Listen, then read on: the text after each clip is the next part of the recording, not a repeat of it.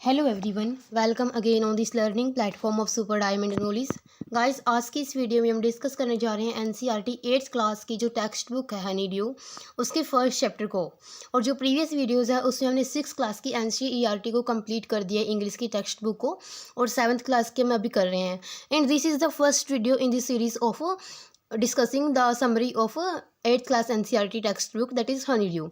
और जो first chapter है the best Christmas present in the world, उसको हम आज डिस्कस करने जा रहे हैं। क्रिसमस का सबसे बेस्ट जो तोहफा है संसार में, इस चैप्टर का जो टाइटल है। और गाइज, इस चैप्टर में हम क्या देखते हैं, उससे पहले हम इससे पहले कुछ पढ़ लेते हैं। इतिहास में कुछ जो डेट्स होती हैं, कुछ पीरियड्स होते हैं, बड़े इंपॉर्टेंट होते हैं और उनका कुछ महत्व होता है हर एक के लिए, और हर कोई उनको जानता है कि वो क्यों महत्वपूर्ण है।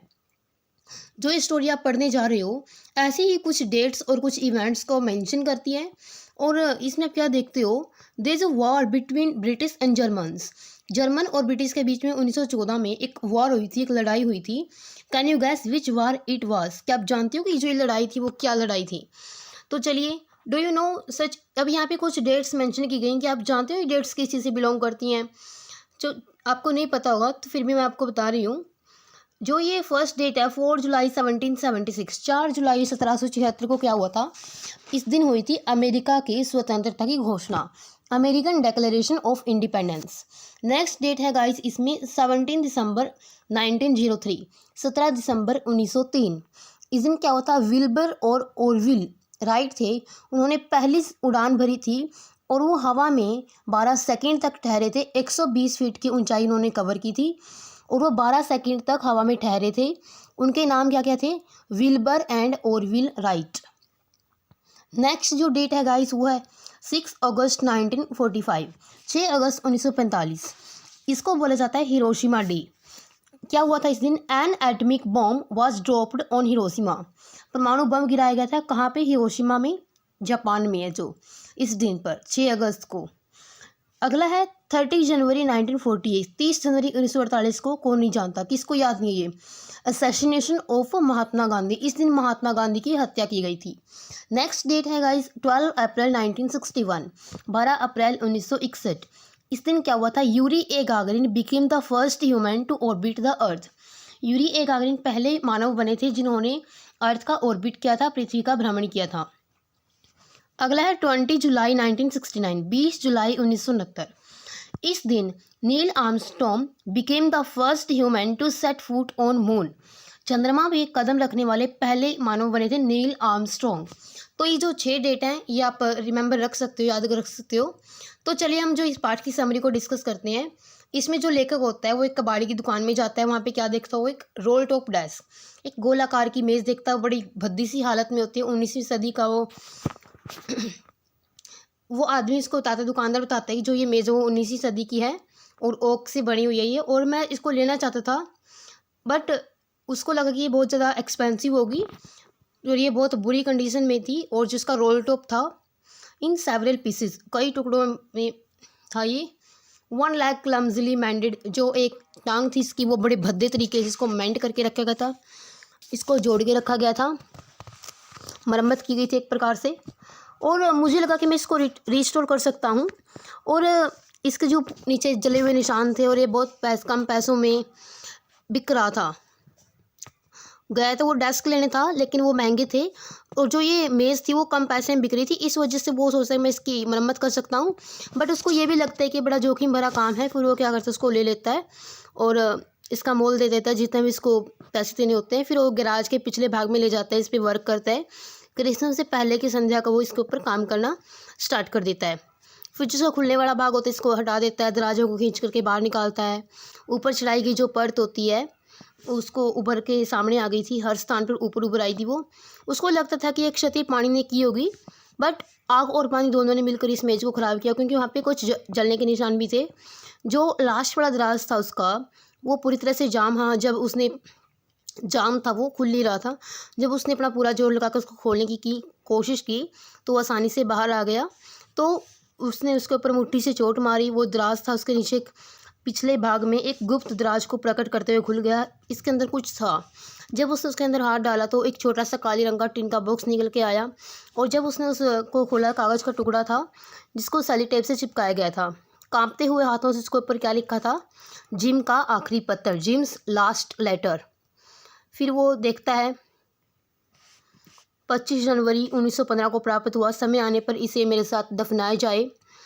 और जब उसने ऐसा किया तो डिब्बे को खोलना गलत लगा उसे, लेकिन उसकी जो एक्साइटमेंट थी उसने उसकी भावनाओं का गला घोट दिया और उसने वो खोला। और जब उसने वो पत्र खोला तो उसके ऊपर एक पता लिखा था, मिसिज, आप यहाँ पे पता देख सकते हो स्क्रीन पर, Mrs gym McPherson 12 copper beaches Bridport Dorset.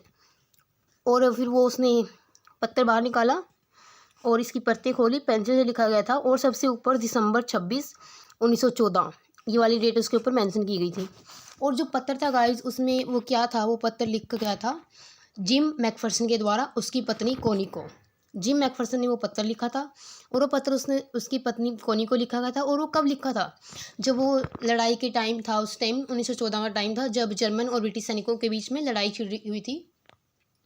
वो उसकी पत्नी को बताता है कि मैं तुमको एक बड़ी अद्भुत सी चीज़ आज बताने जा रहा हूँ कि हम युद्ध के मैदान में गए तो थे लड़ने के लिए, लेकिन वहाँ पे एक अद्भुत घटना घटती है। वो क्या घटना होती है कि क्रिसमस का दिन होता है और जो जर्मन सैनिक होते हैं, जर्मन सोल्जर होते हैं, वो उनको विश करते हैं, किनको, ब्रिटिश सोल्जर्स को। जिम मैकफरसन एक ब्रिटिश सोल्जर है और वो बताता है कि जर्मन सैनिकों ने उनको विश किया हैप्पी क्रिसमस, मैरी क्रिसमस। और वो लड़ने के बजाय एक दूसरे के साथ खेलने लगे, खाने पीने लगी, वो शराब वगैरह लेकर के आए थे, स्नैक्स लेके आए थे। तो उन्होंने एक लड़ाई करने के बजाय एक मतलब उन्होंने क्रिसमस को सेलिब्रेट किया। फिर उन्होंने सोचा कि हम क्यों ना जो ये क्रिसमस है, मतलब ये जो लड़ाई है, इसको हम युद्ध की बजाय फुटबॉल मैच से खेलें। तो इससे क्या होगा, जो वो बोलता है ब्रिटिश जर्मन सैनिक, उसका नाम हैंस वुल्फ होता है, वो उसको बताता है कि हैंस वुल्फ बताता है कि जब वो उसके टाइम में वो एक सैलो बजाया करता था म्यूज़िक ऑर्केस्ट्रा में। और जो जिम मैकफरसन होता है वो एक स्कूल टीचर था। ये सब बातें एक दूसरे के बारे में बताते हैं। डोरचेस्टर में वो एक स्कूल टीचर था जो जिम मैकफरसन होता है। फिर वो जो हैंस वुल्फ है उसको बताते हैं कि वो तो जानता है डोरचेस्टर को। फिर वो बोलता है कि तुम तो जानते भी नहीं हो कि डोरचेस्टर कहाँ पे है, फिर गए भी नहीं हो, फिर तुम कैसे जानते हो। वो बताता है कि मैं जो इंग्लिश स्टोरीज़, इंग्लिश बुक्स पढ़ना मुझे बहुत ज़्यादा पसंद है। और जो थॉमस हार्डी उसका पसंदीदा लेखक है हैंस वुल्फ का। और उसकी जो मनपसंद पुस्तक है far from the madding crowd, ये उसकी पसंदीदा पुस्तक है, वो उसने काफ़ी टाइम तक पढ़ी है। तो ऐसे ऐसे करके वो बातें करते हैं हैंस वुल्फ। और वो अपने मर्जीपान, जो जिम मैकफरसन होता है वो मर्जीपान लेकर के आया होता है, उसकी पत्नी का बनाया हुआ, कोनी का बनाया हुआ, जो बहुत ही अच्छा बनाती है, वो भी हैंस वुल्फ के साथ शेयर करता है। वो खाते पीते हैं साथ में, मैच खेलते हैं। फिर अंत में क्या होता है, जो और एक और बात गाइज, आप इसको कैसे याद सकते हो, जीबी से आप याद रख सकते हो कि जो जर्मन सोल्जर थे उन्होंने पहले मैरी क्रिसमस बोला था, फिर ब्रिटिश सोल्जर ने उनको मैरी क्रिसमस बोला था। यानी पहले विश करने वाले थे जर्मन सोल्जर, उसके बाद जो विश किया था वो ब्रिटिश सोल्जर्स ने विश किया था। और गाइज जो इन दोनों में से फुटबॉल मैच में जीती थी वो जर्मन सोल्जर ही जीते थे। तो और जो हैंस वुल्फ है वो उसको बोलता है, ये एक चौड़े गोल की उससे वो जीत गए हैं मैच। और फिर वो हैंस वुल्फ ये बात ही बोलता है कि लड़ाई करने के बजाय हमको जो ये बड़ी बड़ी लड़ाइयाँ वो फुटबॉल मैच से ही सॉल्व कर लेनी चाहिए। इससे क्या होगा, ना ही तो कोई बच्चा अनाथ होगा, ना ही कोई पत्नी विधवा होगी। तो ऐसे ऐसे करके वो सब पढ़ता है लेटर। फिर वो सोचते हैं कि ये पत्र जिसका है कोनी का, तो उसे वो उस तक पहुंचाना चाहिए। फिर वो पता देखता है, उस पते पर चला जाता है डोरचेस्टर में, जो पता उसके ऊपर लिखा था। लेकिन फिर वो क्या जानता है, वहाँ पे जाता रहता है। फिर वो जब वहाँ पे जाता है तो ब्रिडपोर्ट में जाता है, वो जो पता उसके ऊपर लिखा गया था 12 कॉपर ब्रिडपोर्ट। फिर वो एक पास में कोई कुत्ता घुमा रहा होता है, उससे पूछता है उस लड़के से कि कॉपर बीचेस कहाँ है, मकान नंबर 12। एक जले हुए खोल के तरीके तो कुछ नहीं निकला। जैसे वो उस पते पर पहुँचा तो मकान नंबर 12 था और एक जला हुआ था, मतलब वो जल गया था वो घर, जो खिड़कियाँ बोर्डों से बंद थी, छत खुली हुई थी। मैंने फिर पास के घर में, वो जो लेखक बोलता है, मैंने एक पास के घर से दरवाज़ा खटखटाया कि जो ये औरत है कोनी मैकफरसन वो कहाँ पे रहती है। वो बताते हैं कि जो एक प्यारी सी बूढ़ी है, थोड़ी कम बुद्धि वाली है, लेकिन उसकी आयु में वह इसकी पात्र थी, क्या नहीं थी, 101 वर्ष की वो बूढ़ी औरत हो चुकी है अभी कोनी मैकफरसन। और वो बताते हैं कि वो कहाँ पे रहती है। वो अब रहती है डोरचेस्टर रोड पर, जो एक बर्लिंगटन हाउस है, एक नर्सिंग होम, वहाँ पे वो रहती है। फिर वो वहाँ पे जाता है। वहाँ पे वो क्या देखता है कि जब उसको मिलता है एक बूढ़ी औरत पहियों वाली कुर्सी पर उसके पास आती है। फिर उसको बोलती है कि ये लो आपका लेटर। फिर वो उस पत्र को देखते ही बड़ी हैरान हो जाती है, उसका चेहरा चमक उठता है, बड़ी खुश हो जाती है वो। फिर वो उसको कोनी शुभ क्रिसमस बोलता है। फिर जैसे ही वो देखते कि उसके चेहरे उसका पत्थर देखती है, वो बोलते कि मुझे पता था तुम ज़रूर आओगे। वो डेस्क के बारे में बताते हैं कि ऐसे से एक डेस्क था। फिर उसका जो जो कोनी होती है वो उस लेखक का हाथ पकड़ लेती है, उसको किस करती है, उसकी आंखों में आंसू आ जाते हैं। और मुझे पता था कि तुम घर ज़रूर आओगे, अब तुम आ ही गए हो, तो ये पत्र मुझे तुम खुद ही पढ़ करके सुनाओ, क्या तुम मेरे लिए ये काम करोगे? ऐसे ऐसे करके वो जो बोलती है, और उसको ही वो जिम मैकफरसन समझ लेती है। और वो उसको ये बोलती है कि मैं फिर से तुम्हारी आवाज़ सुनना चाहती हूँ और मुझे बड़ा ही अच्छा लगेगा, तब शायद हम कुछ चाय लेंगे। मैंने तुम्हारे लिए बढ़िया क्रिसमस केक बनाया जिसके चारों ओर मर्जीपान केक के चारों ओर वाली जो तह होती है उसको बोला जाता है। और वो ये भी बोलती है कि मैं जानती हूँ कि तुम्हें मर्जीपान कितना पसंद है। ऐसे ऐसे करके गाइस ये चैप्टर यहाँ पे ख़त्म हो जाता है। आई होप आपको ये समझ में आ गया होगा कि इस प्रकार से जो ये जर्मन और ब्रिटिश सोल्जर थे, एक मैच के जरिए अपना जो ये लड़ाई है उसको वो रिजॉल्व कर लेते हैं। और जो हैंस वुल्फ है, जो कि सैलो बजाया करता था, वो भी यही बोलता है कि हाँ, जो ये बड़ी बड़ी लड़ाई है वो फुटबॉल मैच से सोल्व कर लेनी चाहिए। तो गाइज़ इस वीडियो के लिए इतना ही। और जो ये चैप्टर है गाइज़, उसके ऑथर हैं माइकल मोरपुर्गो। ये जो चैप्टर है वो माइकल मोरपुर्गो के द्वारा लिखा गया है। ये भी एग्जाम्स में क्वेश्चन में पूछा जा सकता है। आई होप आपको वीडियो पसंद आई होगी। यदि आपको वीडियो पसंद आती तो वीडियो को लाइक और शेयर करें, and also make sure to subscribe our YouTube channel for more educational videos. Bye bye, have a nice day, thanks for watching the video. Hello everyone, welcome again on this learning platform of super diamond knowledge. Guys आज की इस video में हम discuss करने जा रहे हैं class 8 की एनसीईआरटी का जो चैप्टर है सेकंड, उसको हम डिस्कस करने वाले हैं, जिसका नाम है द सुनामी। और जो ये जो सुनामी वर्ड है गाइस, वो इंग्लिश का इकलौता वर्ड है जो टी और एस से स्टार्ट होता है। This is the only English word which start from T S. और जो फर्स्ट चैप्टर है the best Christmas present in the world, वो हम ऑलरेडी चैनल पर डिस्कस कर चुके हैं और इनकी बिल्कुल very brief to the point summary हम डिस्कस कर रहे हैं। तो चलिए आज की हम ये वीडियो स्टार्ट करते हैं। सुनामी गाइस होता क्या है, बेसिकली एक बहुत ही बड़ी और शक्तिशाली लहर होती है जो समुद्र के नीचे भूकंपों से ये पैदा होती है। ऐसी ही एक सुनामी आई थी 26 दिसंबर 2004, इस तारीख को आई थी ये। कहाँ पे आई थी ये? थाईलैंड और भारत के कुछ भागों में, जैसे कि अंडमान और निकोबार आइलैंड्स और तमिलनाडु के समुद्री तटीय भागों को सुनामी का प्रकोप झेलना पड़ा था। और यहाँ पे साहस और अस्तित्व की कुछ कहानियाँ आती हैं, और क्या कुछ है इसमें, तो चलिए स्टार्ट करते हैं। और इसमें एक और बात बताई गई है कि पशुओं को ये प्राकृतिक आपदाओं का आने का आभास जो पहले से ही हो जाता है। Let's start our to this video. जो ये कहानियाँ हैं गाइस, वो अंडमान और निकोबार आइलैंड्स से संबंधित हैं, इन द्वीप समूहों से संबंधित है। सबसे पहले हम इग्निशियस के बारे में पढ़ते हैं। इग्निशियस था जो एक कचहल में, यहाँ पे आप उस जगह का नाम देख सकते हो, इसकी जो स्पेलिंग है वो पूछी जा सकती है। वो एक कोऑपरेटिव सोसाइटी में मैनेजर का काम करता था। उसकी वाइफ ने उसको सुबह 6 बजे उठा दिया था क्योंकि उसने भूकंप के झटके फील किए थे। और इग्निशियस ने क्या किया, बड़ी ही सावधानी के साथ टेलीविज़न को मेज़ से उठा करके नीचे रख दिया ताकि वो गिर के टूट ना जाए। उसके बाद जो परिवार था वो तेज़ी से घर के बाहर भाग गया। और फिर जब ये जो वाइब्रेशन थी, जो ये कंपन थी, ट्रेमर्स थे, जब ये रुके तब उन्होंने समुद्र को ऊपर उठते देखा। और इसी अफरा तफरी में उनके जो 2 बच्चे थे अपने नाना और मामा का हाथ पकड़ के अपोजिट डायरेक्शन में भागे। उसके बाद वो कभी भी नहीं दिखे। उसके बाद गाइस आता है, और वे दोबारा उसकी पत्नी भी बह गई, सिर्फ वो 3 बच्चे ही बचे जो उसके साथ आए थे। तो नेक्स्ट जिसका जिक्र मिलता है हमको इस चैप्टर में, वो है संजीव। संजीव कौन था? एक वो पुलिसमैन था और वो कचल आइलैंड में सेवारत था, वहीं पे वो नौकरी करता था। और वह किसी भी प्रकार से अपने आप को, अपनी पत्नी को और अपने बच्चों को लहरों से बचाने में सफल रहा। लेकिन जब वो अपने गेस्ट रूम के जो रसोइया था, जो उनकी पत्नी की उसने चीखें सुनी जब वो सहायता के लिए चिल्ला रही थी, जब उसको वो बचाने के लिए गए संजीव, तो वो दोनों ही पानी में बह गए। और इसके बाद हमको जिक्र मिलता है 13 साल की लड़की एक मेघना, जो कि पानी में बह गई थी अपने माता पिता के साथ, और 77 लोग और उसके साथ बह गए थे।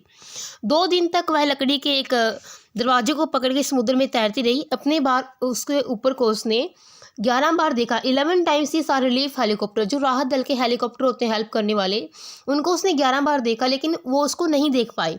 और वो उसे एक लहर आई, एक शक्तिशाली, जो उसको तट पे ले गई और बेहोशी की अवस्था में समुद्र के तट पर वो चलते हुए मिली। उसके बाद जिक्र आता है गाइज अलमास जावेद का, जो कि 10 साल की एक लड़की थी और वो पोर्ट ब्लेयर में उसके पिता का एक पेट्रोल पंप था और वो कॉर्वेल कॉन्वेंट की एक छात्रा थी।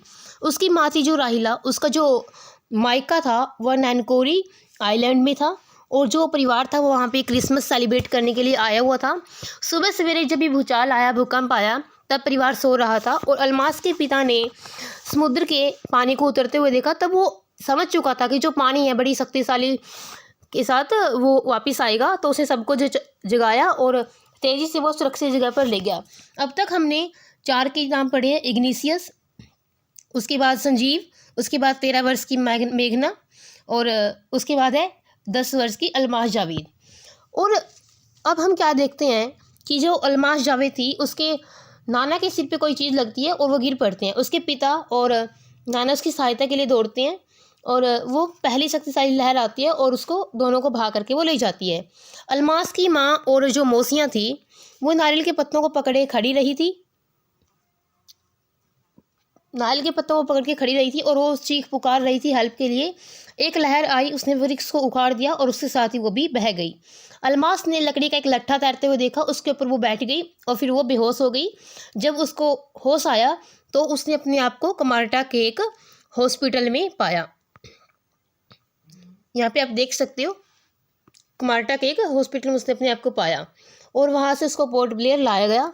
और वो छोटी लड़की किसी से इस बारे में बात नहीं करना चाहती थी, वो अभी भी सदमे में थी। चलते हैं अब हम इसके नेक्स्ट सेकंड पार्ट की तरफ। Tilly Smith. टिली स्मिथ एक ब्रिटेन की स्कूली लड़की थी। थाईलैंड के फुकेट सागर के तट पर आई सुनामी में अनेक लोगों की जान उसने बचाई थी। यद्यपि उसने बहुत सारे इनाम जीते थे, लेकिन उसके जो पेरेंट्स नहीं चाहते थे कि वो टेलीविज़न पर इंटरव्यू दे और वो प्रसिद्धि प्राप्त करे। आपके विचार में उनके पेरेंट्स ने ऐसा निर्णय क्यों लिया होगा? तो गाइस आप देख सकते हो, दक्षिणी ईस्ट, ये आप देख सकते हो साउथ ईस्ट इंग्लैंड, दक्षिणी पूर्वी इंग्लैंड में सागर के तट पर क्रिसमस मना रहे थे जो परिवार था स्मिथ परिवार, टिली स्मिथ के पेरेंट्स वगैरह। टिली स्मिथ 10 साल की एक स्कूली लड़की थी, उसकी बहन 7 साल की थी और पेनी और कॉलिन उसके पेरेंट्स। यहाँ पे आप देख सकते हो, पेनी उसके फादर का नाम है और कॉलिन स्मिथ उसकी मदर का नाम है। 26 दिसंबर 2004 की ये बात है। बड़ी सुनामी खतरनाक आई थी इस साल और जब उसने देखा सुबह सुबह सुमात्रा के भयानक भूकंप के कारण जो उठी थी और समुद्र का पानी उफान से भर गया था, निरंतर अंदर प्रवेश कर रहा था। पेनी स्मिथ को याद आया कि सागर तट छोटा होता जा रहा है, लेकिन उसको अच्छे से समझ में नहीं क्या हो रहा है।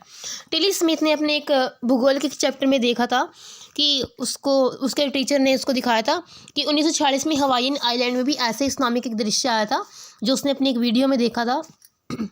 तो उसने सब कुछ समझ लिया और अपनी पेरेंट्स वगैरह को सबको अलर्ट किया और वो सभी को, उसके जो माता पिता थे उसकी बहन को दूर होटल के स्विमिंग पूल पर ले गए। उससे क्या हुआ, सभी की जान बच जाती है और परिवार होता है जो होटल पे तीसरी मंजिल में शरण ले लेता है। होटल का भवन जो 3 सुनामी लहरों की संवेग को सहन कर जाता है। यद्यपि वो सागर के तट पर रुके रहते तो जीवित न बचते। स्मिथ परिवार बाद में अन्य सैलानियों से मिला जिनके परिवार समाप्त हो गए। टिली और उसके भूगोल के पाठ का धन्यवाद जिसने उसको पहले चेतावनी दे दी और जिससे काफ़ी सारे बच्चों की और लोगों की जान बच गई। अब आप देख सकते हो यहाँ पे आगे एक लड़के की और एक कुत्ते की तस्वीर यहाँ पे दिखाई गई है। जानवरों में एक छठी इंद्रिय होती है जिससे उनको पहले ही आभास हो जाता है कि कुछ न कुछ प्राकृतिक आपदा आने वाली है, तो वो बाहर निकलने से मना कर देते हैं। ऐसे ही कुछ अवशेषों से पता चलता है कि कोई प्राकृतिक आपदा आई थी। और लड़के और कुत्ते की तस्वीर को ध्यान से देखने पर हमको क्या पता लगता है, केवल शब्दों समूह का वर्णन किया जाता है। अध्यापक और विद्यार्थियों में से कोई भी एक शब्द और शब्द समूह को ब्लैक बोर्ड पर, ये एक एक्टिविटी दिखाई गई है जो कि हमने क्लासरूम में करनी होती है। बाकी इसके बारे में आपको ध्यान से जानने की जरूरत नहीं है। आगे देखिए, विशाल लहरों के भारत और श्रीलंका के सागर तटों के धमाके के साथ टकराने से पहली बार हुआ था कि जो जंगली और पालतू पशुओं को पता चल चुका था क्या होने वाला है, इसलिए वो सेफ प्लेसेस पर चले गए थे। और जो चश्मदीद गवाह थे इस बात के, तो उन्होंने बताया कि हाथी चिंगाड़ने लगे थे, ऊंचे स्थानों की ओर भागने लगे थे, कुत्तों ने घरों से बाहर जाने से मना कर दिया, राजहंस पक्षी थे जो वो निचले स्थानों पर चले गए थे, चिड़ियाघर के जो पशु पक्षी थे वो तेजी से अपने शरण स्थलों पर चले गए थे और बाहर निकलने के लिए उनको बहलाया फुसलाया नहीं जा सका। बहुत से लोगों का विश्वास है कि पशुओं में छठी इंद्री होती है और वे जानते हैं कि कब पृथ्वी हिलने वाली है, कब भूकंप आने वाला है, तो पहले से ही अलर्ट हो जाते हैं। और हम ये विश्वास के साथ नहीं कह सकते, लेकिन उनमें छठी इंद्री होती है नहीं होती है। लेकिन एक बात तो सच है कि हिंद महासागर में जो ये विशाल लहरें उठी थी, उसमें दर्जन भर देशों में 1.5 लाख लोगों की मौत की नींद सुला दी है, लेकिन पशुओं के अधिक मरने की जानकारी नहीं है। जो भारत की कडलोर तटीय भाग है, वहाँ पे हजारों लोग मारे गए थे, भैंसों बकरियों और कुत्तों को कोई भी हानि नहीं पहुंची थी। और जो श्रीलंका का याला नेशनल पार्क है, वहाँ पर भी जो हाथियाँ, तेंदुओं सहित 130 प्रजातियों का आश्रय स्थान है। पार्क के अंदर पातंगला बीच पर 60 पर्यटक बह गए, लेकिन 2 भैंसों के अलावा किसी भी पशु का शव वहाँ पे नहीं मिला, क्योंकि वो अलर्ट हो गए थे और सेफ प्लेस पर वो चले गए थे। सुनामी लहरों के सागर तट पर टकराने से 1 घंटा पहले ही याला नेशनल पार्क के जो लोगों ने 3 हाथियों को पातंगला बीच से दूर भागते हुए देखा था। और गाले के निकट जो समुद्र तट पे रहने वाले जो श्रीलंका के एक भद्र पुरुष ने ये बताया था कि जो दोनों कुत्ते रोज तट पर दौड़ने के लिए नहीं गए, बाकी वो बाहर जाने के लिए काफ़ी उत्तेजित है, लेकिन वो उस दिन बाहर नहीं गए थे। तो इस प्रकार से ये कहा जा सकता है कि पशुओं में एक छठी इंद्रिय होती है, जिसकी वजह से उनकी जो जान है बच जाती है। प्राकृतिक आपदा के उनको पहले से ही संकेत मिल जाते हैं। तो गाइस, ये थी आज की वीडियो, जिसमें हमने जो ये चैप्टर था सुनामी, उसको डिस्कस किया है। आई होप आपको वीडियो पसंद आई होगी। यदि वीडियो आपको पसंद आती तो वीडियो को लाइक और शेयर करें, and also make sure to subscribe our YouTube channel. Bye bye, have a nice day, thanks for watching the video. Hello everyone, welcome again on this learning platform of super diamond knowledge. Guys, आज की इस video में हम discuss करने जा रहे हैं NCERT 8th class की जो है उसका 3rd चैप्टर को, जिसका नाम है ग्लिम्प्सेस ऑफ द पास्ट। और जो चैप्टर है गाइस वो एसडी सावंत के द्वारा लिखा गया है। और जो गाइस ये कहाँ से ले गए, फ्रॉम आवर फ्रीडम मूवमेंट, यानी कि हमारे जो स्वतंत्रता आंदोलन हुए हैं वहाँ से ये चैप्टर लिया गया है। एसडी सावंत के द्वारा ये लिखा गया है। ग्लिम्प्सेस ऑफ द पास्ट इसका नाम है। ग्लिम्प्सेस का मतलब होता है झलक, यानी कि हमारे अतीत की कुछ झलक इस चैप्टर में हमको देखने को मिलती है। यहाँ पर क्या दिखाया गया है, पिक्चर्स के माध्यम से। Here are some pictorial glimpses of the history of our country from 1757 to 1857। Pictures के फॉर्म में हमारा जो हिस्ट्री है उसकी झलक दिखाई गई है 1757 से लेकर के 1857 तक। सबसे पहली जो पिक्चर है गाइस वह द मैरिटिड्स, यानी कि जो शहीद है उनके बारे में है। अ फंक्शन एट दिल्ली के एक फंक्शन में जब लता मंगेशकर जी का ये गाना गाया गया था, ए मेरे वतन के लोगों जरा आँखों में भर लो पानी, जो शहीद हुए हैं उनकी ज़रा याद करो कुर्बानी। यहाँ पे आप पिक्चर में देख सकते हो, आसानी से बिल्कुल क्लियरली लिखा है। O my countryman let your else eyes fill with tears as you recall the sacrifices of India's martyrs. यहाँ से आप इजीली देख सकते हो। नेक्स्ट है गाइज, इसके बाद सेकंड पॉइंट, आप सेकंड पिक्चर में आप देख सकते हो द कंपनीज कॉन्क्वेस्ट, यानी कि जो कंपनी की विजय है वो इसके सुपीरियर वेपन्स के साथ अपने जो श्रेष्ठ उनके शस्त्र बल थे उन पर 18वीं शताब्दी में जो अंग्रेजी ईस्ट इंडिया कंपनी भारत में कैसे अपनी शक्ति का विस्तार कर रही थी। यहाँ पे आप 1765 का भारत का नक्शा देख सकते हो किस प्रकार का था। तब क्या क्या दिखाया गया, भारत के जो देसी राजा हैं और जो ब्रिटिश क्षेत्र हैं वो दिखाए गए हैं। और जो भारतीय राजा थे वो शॉर्ट साइटेड, यानी कि वो अदूरदर्शी थे, वो दूर की बातें नहीं सोचते थे, वो विमर्श नहीं करते थे ज़्यादा। और दैट अपस्टार्ट्स राजबा call the English merchants they will help me to defeat him. छी वह उदंडी राजा दैट अपस्टार्ट राजबा, अब वो बोल रहे थे कि उन अंग्रेज व्यापारियों को बुलाओ, वो उसको हराने में हमारी मदद करेंगे। यानी कि जो अंग्रेज़ थे वो देशी राजाओं के बीच में फूट डालते थे और एक एक करके वो उनको सबड्यू कर लेते थे, उनका दमन वो कर देते थे। The people had no peace due to each such constant fight. इस प्रकार की लड़ाइयों की वजह से देश में कोई भी शांति नहीं थी। और जो अंग्रेज़ थे, जो राइवलरीज थे, वो उन्होंने हेल्प की ईस्ट इंडिया कंपनी की। It could easily subdue Indian princess one by one, ये भारतीय राजाओं को एक एक करके आसानी से उनका दमन कर रही थी। एक जो बड़ा ही महान शासक था, मैसूर का वो शासक था जिसका नाम था टीपू। ये क्वेश्चन आपसे पूछा जा सकता है कि मैसूर के शासक कौन थे उस टाइम पे, तो वो टीपू उनका नाम था। और वो दूरदर्शी थे, यानी कि वो फार साइटेड थे। फार सीइंग होता है फार साइटेड, यानी कि दूरदर्शी, और शॉर्ट साइटेड होता है अदूरदर्शी। तो यहाँ पे उसके बारे में बताया गया है। नेक्स्ट पॉइंट हमको गाइस देखने को मिलता है, इसमें हमको यहाँ पे दिखाया कि भगवान का शुक्र है कि अब देश में शांति है, ऐसे कोई भी लूट खसोट नहीं हो रही, लूटिंग बाई ठग्स, ठगों के द्वारा ऐसी कोई लूट खसोट अब नहीं हो रही है।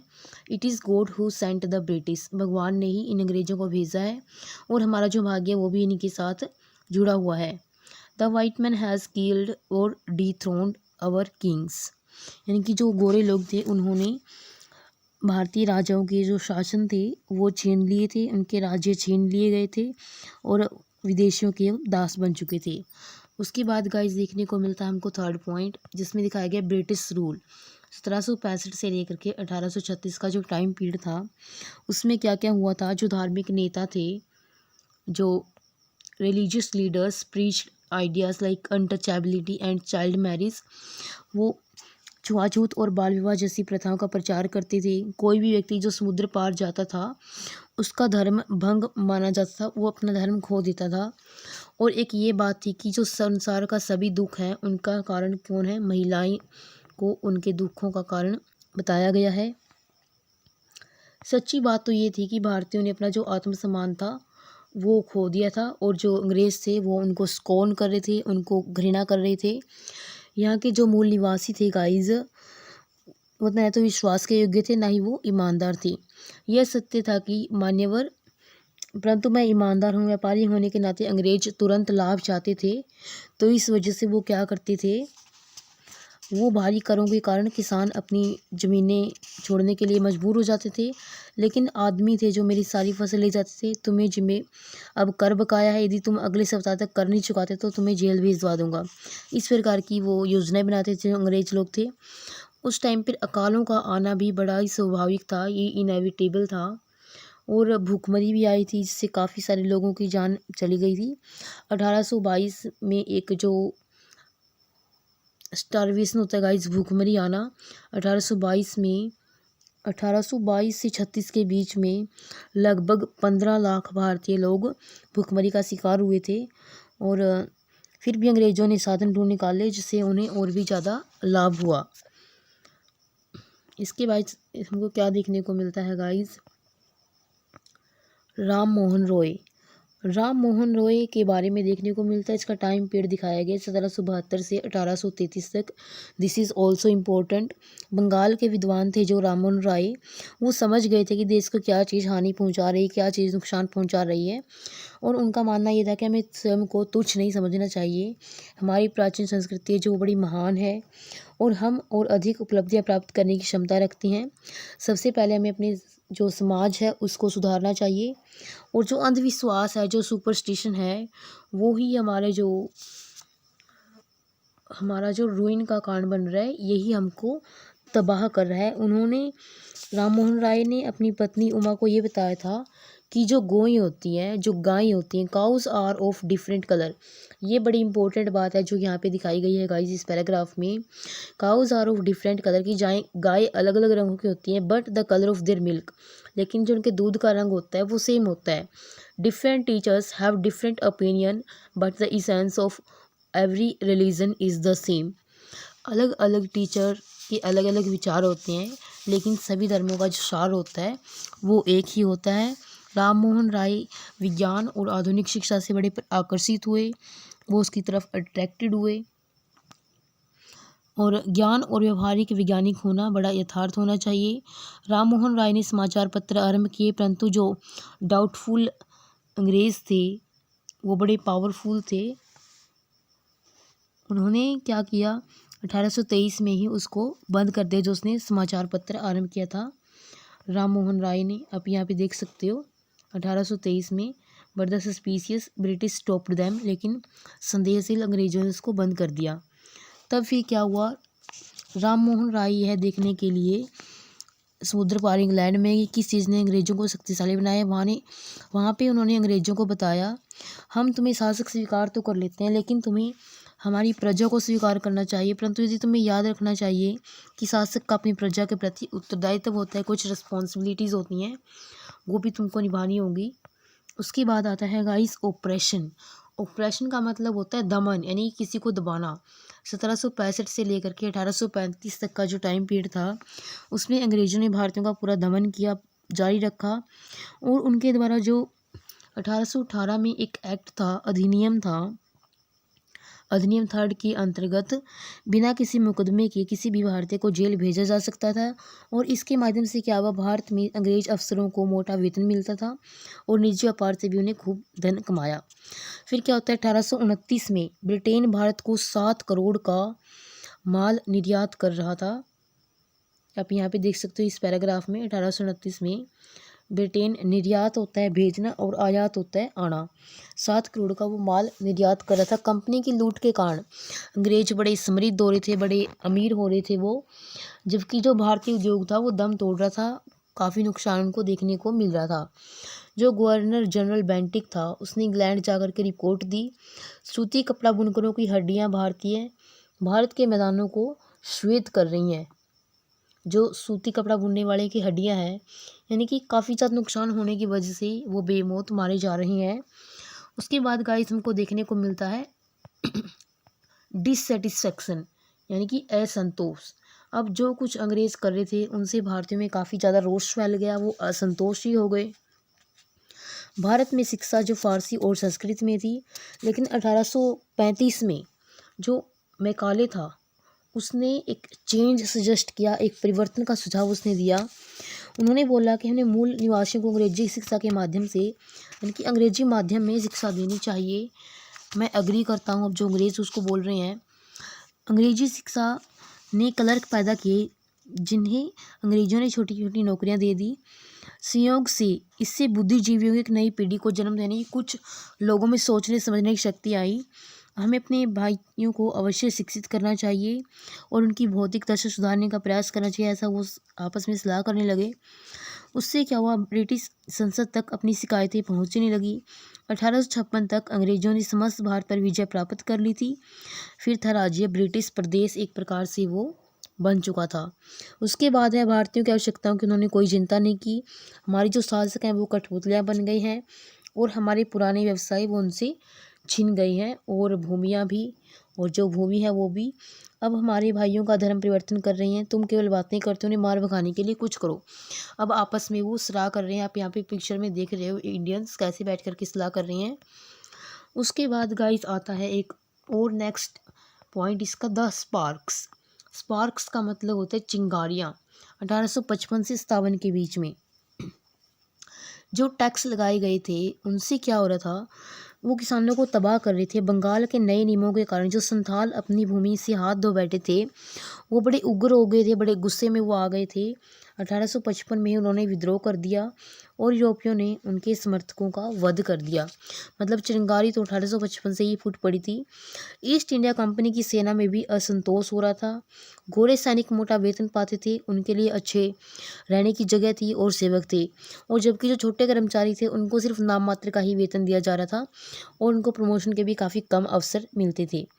अंग्रेज हमें समुद्रपान कहने को जाने को कहते हैं, जो हमारे धर्म के खिलाफ है। अब जो उन्होंने छोटी मोटी नौकरियां दी थी भारतीयों को, अब वो उनको समुद्र पार जाने को बोलते थे, जिससे उनका जो धर्म हो रहा था वो भंग हो रहा था।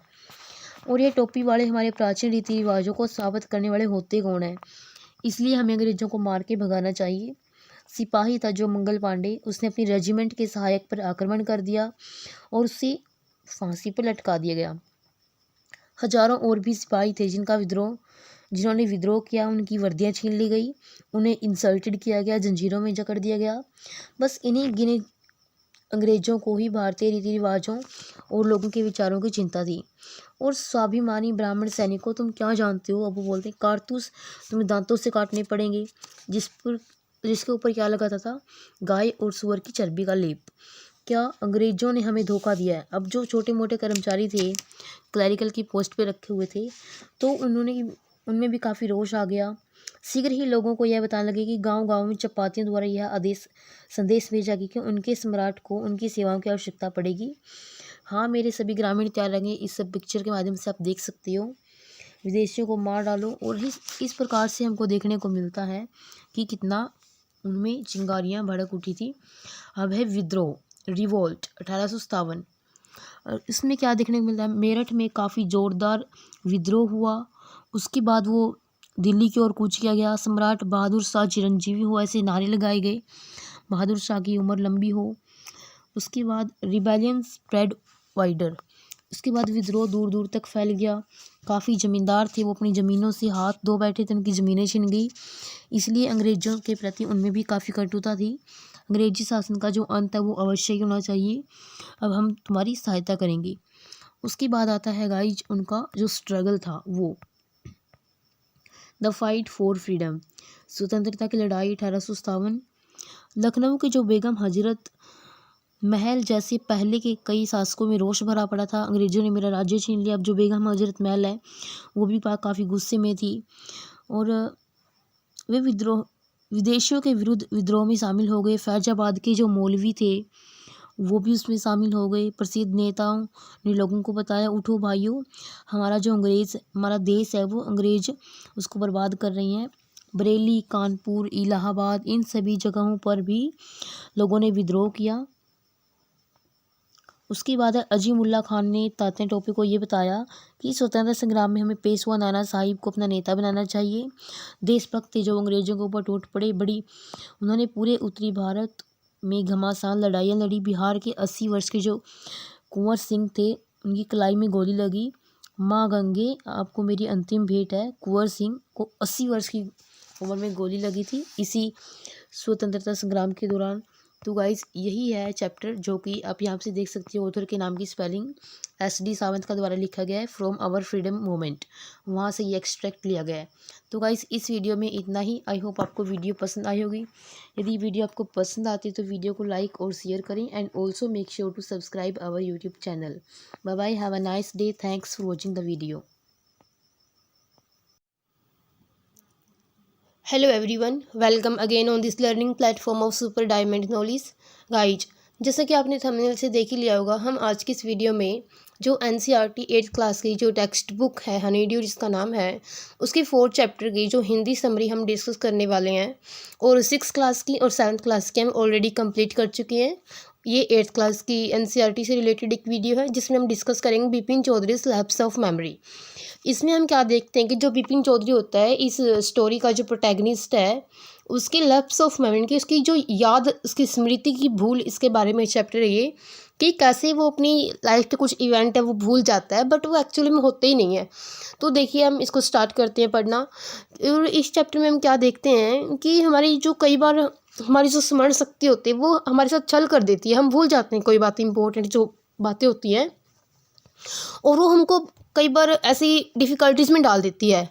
लेकिन हमारे जीवन का एक भाग की चूक होना पूरी तरह से हमको भ्रम जाल में डाल सकती है। और इस कहानी में जो बिपिन बाबू है वो ऐसे एक भ्रम जाल में पड़ जाता है, क्योंकि वह रांची में अपनी जो ठहराव है, वहाँ पे रहने का जो उसका वर्णन है, वो उसको भूल जाता है। और वह आग्रहपूर्वक कहता है वह कभी भी रांची गया नहीं है।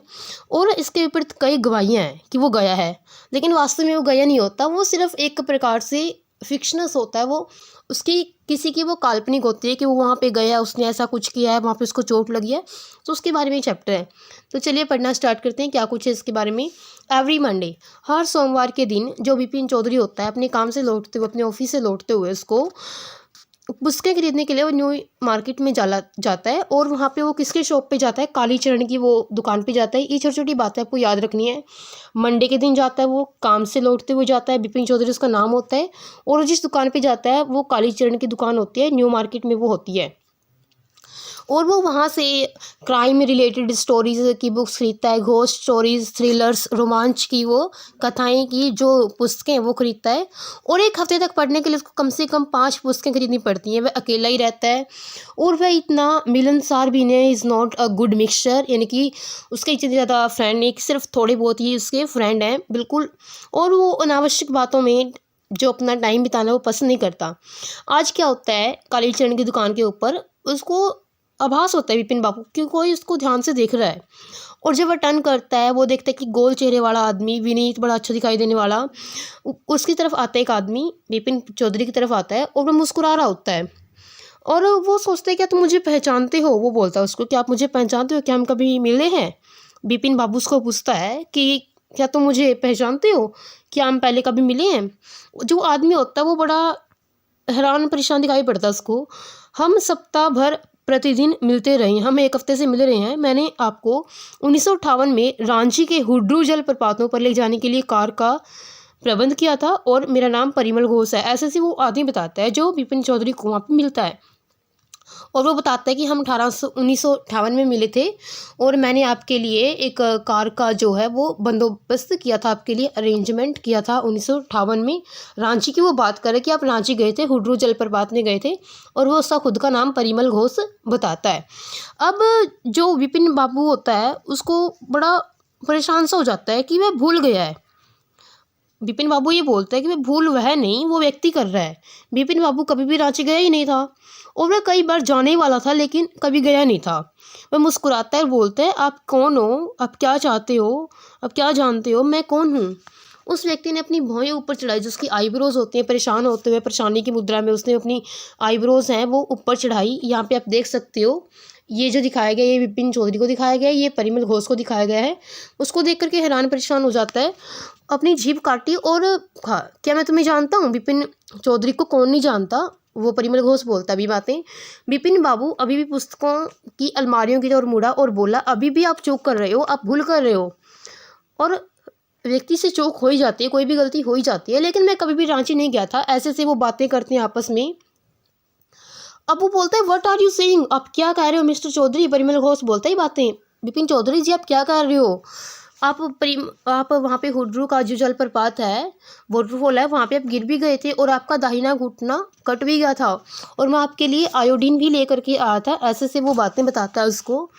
और अगले ही दिन आपको नेत्रहाट जाने के लिए, यहाँ पे आप देख सकते हो, राइट नी पे आपको कट हो गया था और मैं आपके लिए आयोडीन लेकर के आया था, आपके लिए कार का अरेंज किया था, फिर आप वहाँ से नेत्रहाट चले गए थे और आपके घुटने में पीड़ा के कारण आप जा नहीं सके थे और आप कुछ याद नहीं कर पा रहे हैं। उस समय रांची में एक और व्यक्ति मिस्टर दिनेश मुखर्जी भी था, जो जिसे आप जानते हो, और आप एक बंगले में ठहरे थे। आपने कहा था कि होटल का भोजन पसंद नहीं करते, इसलिए आपने एक रसोई के द्वारा तैयार किया गया भोजन अधिक पसंद करता। जो मिस्टर दिनेश मुखर्जी हैं वो अपनी बहन के पास ठहरे हुए थे। याद कीजिए, आपने चंद्रमा पर उतरने के बारे में एक बड़ा तर्क दिया था। मैं आपको और भी अधिक बातें बताऊँगा कि जो ये ऐसे प्लेसेस होते हैं दर्शनीय स्थानों की यात्राओं में, आप सदा अपनी पुस्तकों से भरा एक थैला साथ ले जाते हैं। अब वो बोल रहा है जो परिमल घोष है, क्या मैं बातें ठीक कह रहा हूँ क्या नहीं? अब फिर से विपिन बाबू बोलते हैं बड़े शांत स्वभाव से। उनकी आंखें अभी भी पुस्तकों पर थी, उनकी जो नज़रें थी वो पुस्तकों पर ही थी।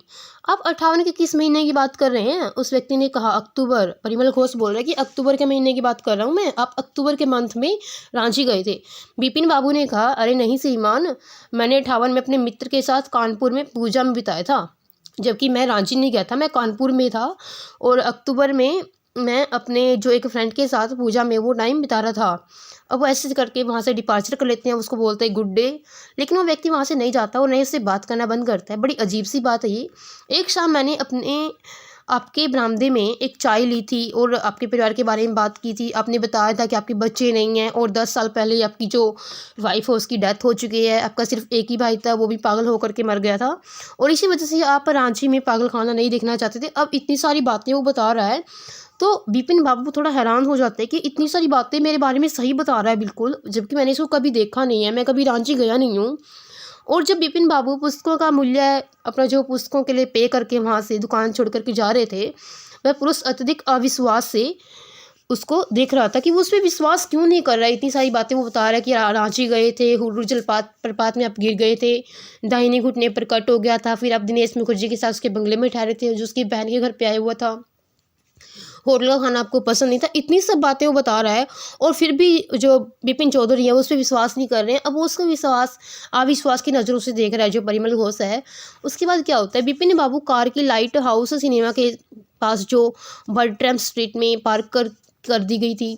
जैसे ही कार में एंटर किया था उसने चालक से कहा था कि सीताराम गंगा के साथ साथ गाड़ी चलाओ और क्या चलाओगे। स्ट्रैंड रोड पर गाड़ी चलाते समय विपिन बाबू ने घुसपैठी की और अधिक ध्यान देने पर खेद जताया था और कभी भी रांची नहीं गया था। इस बारे में प्रश्न ही नहीं उठता कि वह कभी गया था वहाँ पे। और ये बात कितनी विचित्र थी, कितनी अजीब थी, ये बात कितनी स्ट्रेंज थी कि वह एक ऐसी घटना के बारे में भूल जाए जो कि 6 या 7 वर्ष पहले घटी थी।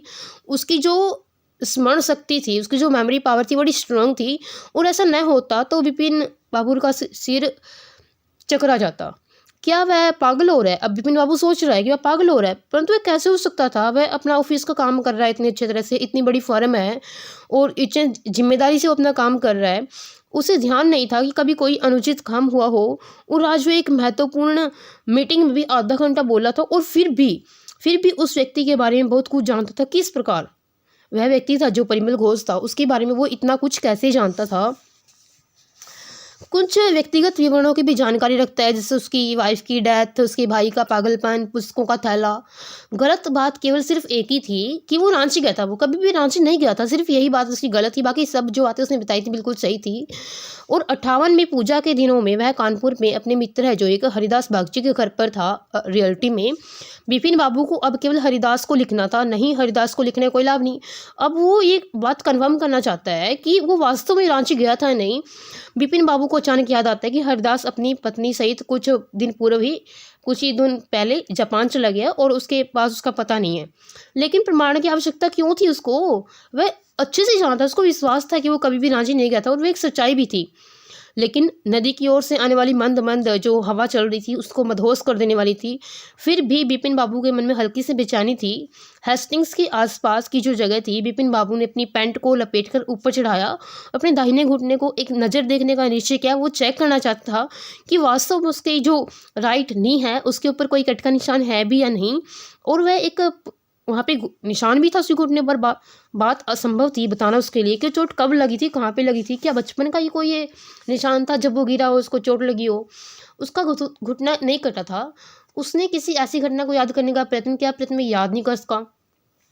तब बिपिन बाबू को अचानक से दिनेश मुखर्जी का विचार आता है कि वह कन्फर्म कर ले कि वो गया है या नहीं। उस व्यक्ति ने कहा था कि दिनेश उस समय रांची में था, तो वह दिनेश मुखर्जी से कन्फर्म करना चाहता था।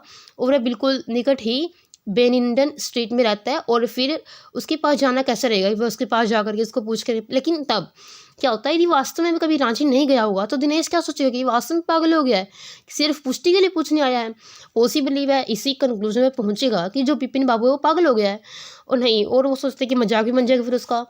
और वह जानता था कि दिनेश का व्यंग्य कितना क्रूर हो सकता है। अब किसी से भी हम किसी और से पूछेंगे अपने बारे में, क्या मैंने ये काम कर लिया है, तो ये थोड़ा ह्यूमरस हो जाता है। कोई भी हमारा मजाक बनाने लग जाएगा कि हम खुद ही अपने काम को भूल जाते हैं।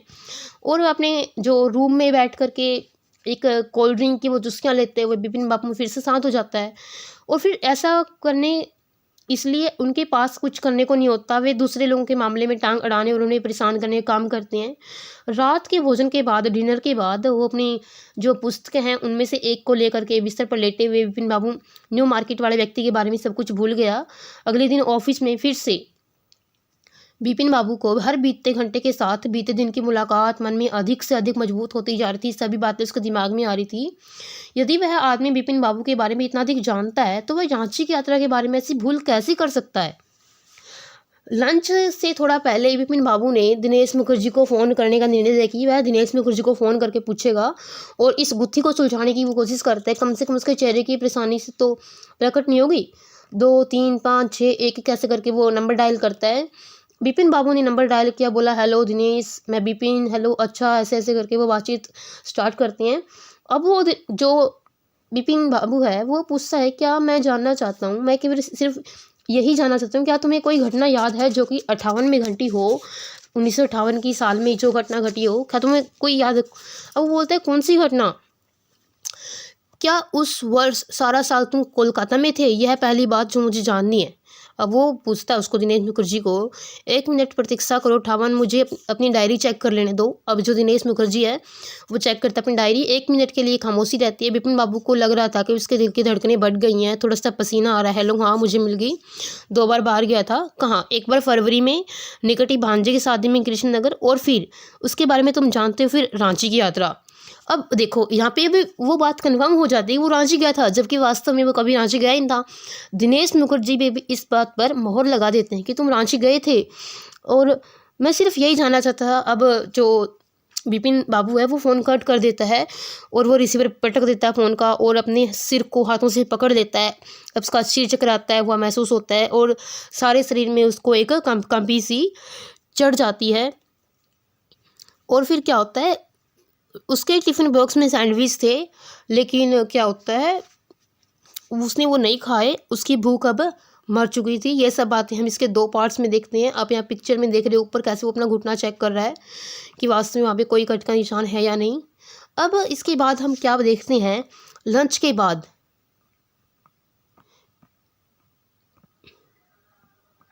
ये इसका सेकंड पार्ट कंप्लीट यहाँ से देखिए। आफ्टर लंच टाइम, लंच के बाद बिपिन बाबू को ये रियलाइज़ होता है, अपनी डेस्क पर बैठ कर ये अपना काम जारी नहीं रख सकता, वो कंफ्यूज रहता है। ऐसे ही फर्म के साथ काम करते हुए 25 वर्ष में उसके साथ ऐसा कभी भी नहीं हुआ, लेकिन एक अथक ईमानदार कार्यकर्ता के रूप में वह जाना जाता है। लेकिन आज उसका सिर चकरा रहा था। 2:30 बजे वापसी पर बिपिन बाबू बिस्तर पर लेट गए थे। शांत होकर के वो पिछली बात याद करने का प्रयत्न करते हैं, कोशिश करते हैं।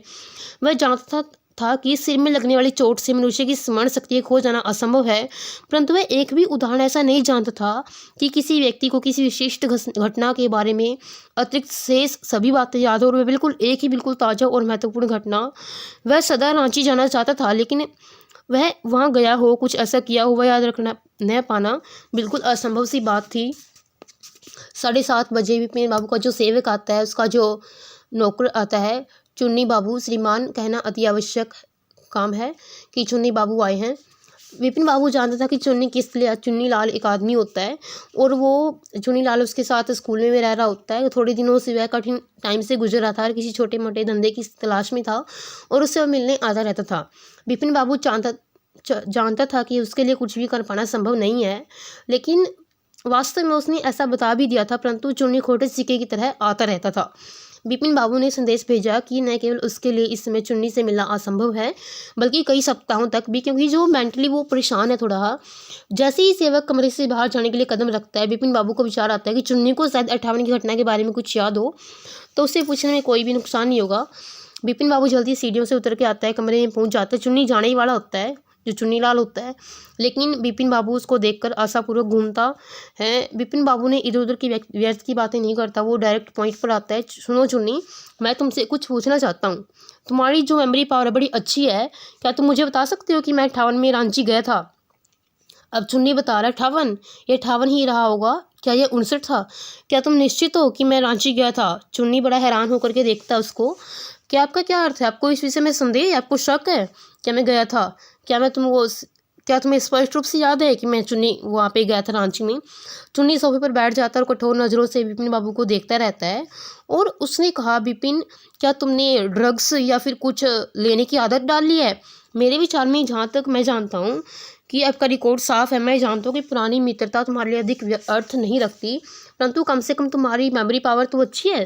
तुम्हारा वास्तव में यह अर्थ नहीं हो सकता कि तुम रांची की यात्रा के बारे में सब कुछ भूल चुके हो।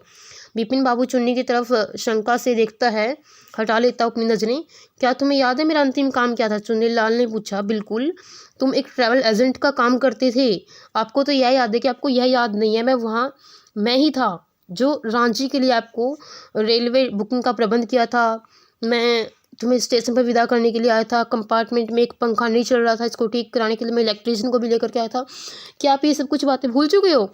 आपके साथ क्या मामला, क्या हो गया आपको? आप ठीक तो हो? ऐसी बातें वो बोलता उसको। बिपिन बाबू बड़ी लंबी सांस लेते हैं, अपना सिर झटकते हैं और मैं बहुत अधिक परिश्रम करता रहता हूँ। उसने अंत में कहा, यही कारण रहा होगा, मुझे किसी स्पेशलिस्ट की सलाह लेनी होगी। अब बिपिन की हालत ही ऐसी थी जिसने चुन्नी लाल को किसी काम धंधे के बारे में कहे बिना ही वहाँ से जाने को विवश कर दिया। अब बिपिन बाबू उसकी हेल्प नहीं कर सकता था। अब परेश चंदा डॉक्टर है, एक तीखे नैन वाला नवयुवक डॉक्टर था, परंतु जब उसने बिपिन बाबू के रोग लक्षणों के बारे में सुना तो वह सोच में पड़ गया। बिपिन बाबू ने बड़ी निराशा से कहा, देखिए डॉक्टर चंदा, मुझे भयानक सी बीमारी हो गई है और आपको मुझसे आज़ादी दिलानी है, मुक्ति दिलानी इस बीमारी से। आपको नहीं बता सकता कि किस प्रकार से मेरे काम को ये अफेक्ट कर रही है। डॉक्टर चंदा ने अपना सिर हिलाया और परेश चंदा होता उसका पूरा नाम, आपसे पूछ लिया जा सकता है। उसने कहा, मिस्टर चौधरी, अब जानते हो आपको क्या बीमारी है? इस प्रकार की अवस्था से जैसे आपकी है, मुझे कभी भी वास्ता नहीं पड़ा। कभी मेरे करियर में ये पहला केस ऐसा। साफ बात तो यह है कि ये मेरे अनुभव क्षेत्र से बिल्कुल बाहर है, परंतु मेरा एक सुझाव है। मैं नहीं जानता कितना ये इफेक्टिव होगा नहीं होगा, परंतु इसे आजमाने में कोई हर्ज नहीं है और इससे कोई हानि भी नहीं पहुंचेगी। बिपिन बाबू बड़े एक्साइटेड होकर आगे झुकते हैं। डॉक्टर चंदा उसको बोलते हैं कि जहाँ तक मैं समझ सकता हूँ, मेरा विचार है, आपका भी मेरी मत है, आप अवश्य रांची गए होंगे, लेकिन किसी अज्ञात कारण से वह प्रसंग आपके दिमाग से खिसक गया है। मैं जो सुझाव देता हूँ वही है कि आप एक बार फिर से रांची जाइए, उस स्थान को देखने। आपकी यात्रा याद आ सकती है, यह संभव नहीं है और इससे अधिक समय इस समय आपके लिए कुछ भी नहीं कर सकता। मैं नसों के लिए बलवर्धक औषधि और शांत करने वाली औषधि के उपयोग की सलाह दे सकता हूँ। नींद आवश्यक है, आप नींद भी लीजिए प्रॉपर, नहीं तो रोग के लक्षण अधिक उग्र हो सकते हैं।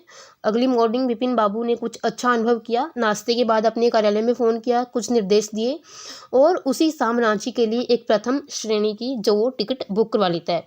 अगली मॉर्निंग रांची में गाड़ी से उतरते ही महसूस करते कि पहले कभी रांची गया ही नहीं था। जब वो स्टेशन से बाहर आता है, टैक्सी लेता है, थोड़े टाइम के लिए नगर के चारों ओर घूमता है, अनुभव करता है कि वे गलियाँ, वे मार्ग, वो होटल, वो मार्केट, वो हिल, किसी ने भी उसको ज़रा सा भी परिचय नहीं था। मतलब सपोज़ करो यदि हमने कोई कहाँ पे कहीं पे विज़िट किया तो हमारी यादें ताज़ा हो जाती हैं। ऐसा कभी भी उसने वहाँ पे फ़ील ही नहीं हुआ जब वो रांची गया रियलिटी में, और ऐसा विश्वास नहीं था, परंतु फिर भी इस भावना के साथ उसने अपना पूरा प्रयास नहीं किया था और इस स्थान को छोड़ना नहीं चाहता था। अंत में एक कार का प्रबंध करता है। दोपहर के बाद हुड्रू के लिए वो चल जाता है। हुड्रू में उसी दोपहर के 5 बजे पिकनिक मनाने वाले एक ग्रुप में से 2 गुजराती जो भद्र पुरुष होते हैं, विपिन बाबू को एक बोल्डर के समीप बेहोश पड़े हुए पाते हैं।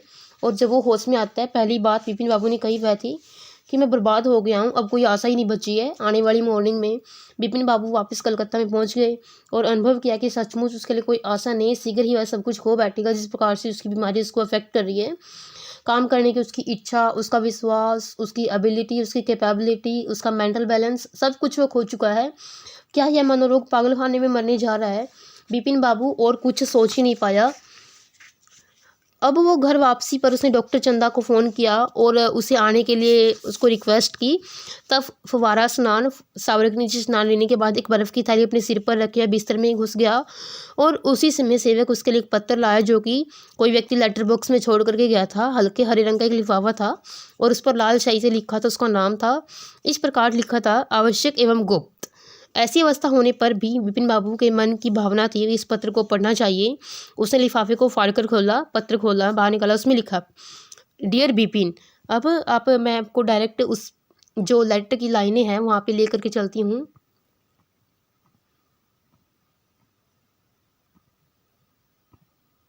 बहुत ही लेंदी ये चैप्टर है, आपने देख ही लिया होगा।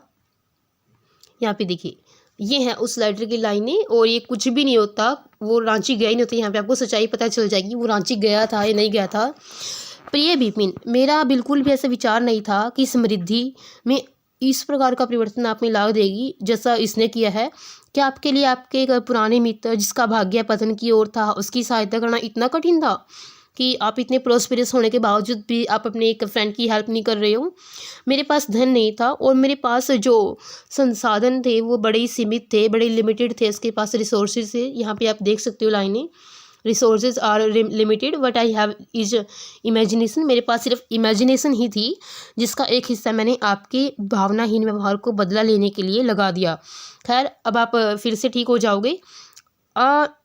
ये एक नॉवल था, एक उपन्यास जो कि मैंने लिखा है, एक प्रकाशक की विचाराधीन है। यदि उसे यह पसंद आ गया है तो ये मेरे लिए आने वाले कुछ महीनों में सहायक सिद्ध हो जाएगा। यूअर्स चुनीलाल। अब जो ये स्टोरी है वो सारी चुनीलाल की घड़ी हुई है कि वो रांची गया था, हुड्रू जलप्रपात में गया था, उसके फ्रेंड के घर पे ठहरा हुआ था, होटल का खाना पसंद नहीं था, उसको कुक हायर किया था। तो ये सब बातें सिर्फ एक नोवेल का हिस्सा, उसकी इमेजिनेशन का हिस्सा है। चुन्नीलाल जो उसके पास हेल्प मांगने के लिए आता रहता था, लेकिन विपिन बाबू ने उसकी कभी भी हेल्प नहीं की थी। शायद इसी का बदला लेने के लिए उसने उसकी जो मेमोरी पावर का इस्तेमाल किया, इसकी इस हीन व्यवहार का बदला लेने के लिए उसने ये सब कुछ किया था। और जब डॉक्टर चंदा आता है, विपिन बाबू ने कहा, मैं पूरी तरह से स्वस्थ हूँ, मुझे सब कुछ याद आ गया है। जब मैं रांची में ट्रेन से उतरा था, एक अनूठा केस। अब डॉक्टर चंदा बोलते हैं, मैं अवश्य ही इस विषय में मेडिकल जर्नल में लिखूंगा। मैंने आपको इसलिए बुलाया था क्योंकि मैं रांची में गिर जाने के कारण मेरे कुल्हे में दर्द है। कृपया मुझे कोई दर्दनाशक दवाई दे दीजिए, मुझे कोई पेन किलर आप दे दीजिए, कोई प्रेस्क्राइब कर दीजिए मुझे कोई मेडिसिन। ये सब बातें विपिन बाबू उसको बोलते हैं। तो ये चैप्टर था जो कि सत्यजीत राय के द्वारा लिखा गया है। आई होप आपको ये स्टोरी पसंद आई होगी। यदि आपको वीडियो पसंद आती है तो वीडियो को लाइक और शेयर करें, चैनल को सब्सक्राइब करें। Wish you a good day. Thanks for watching the video.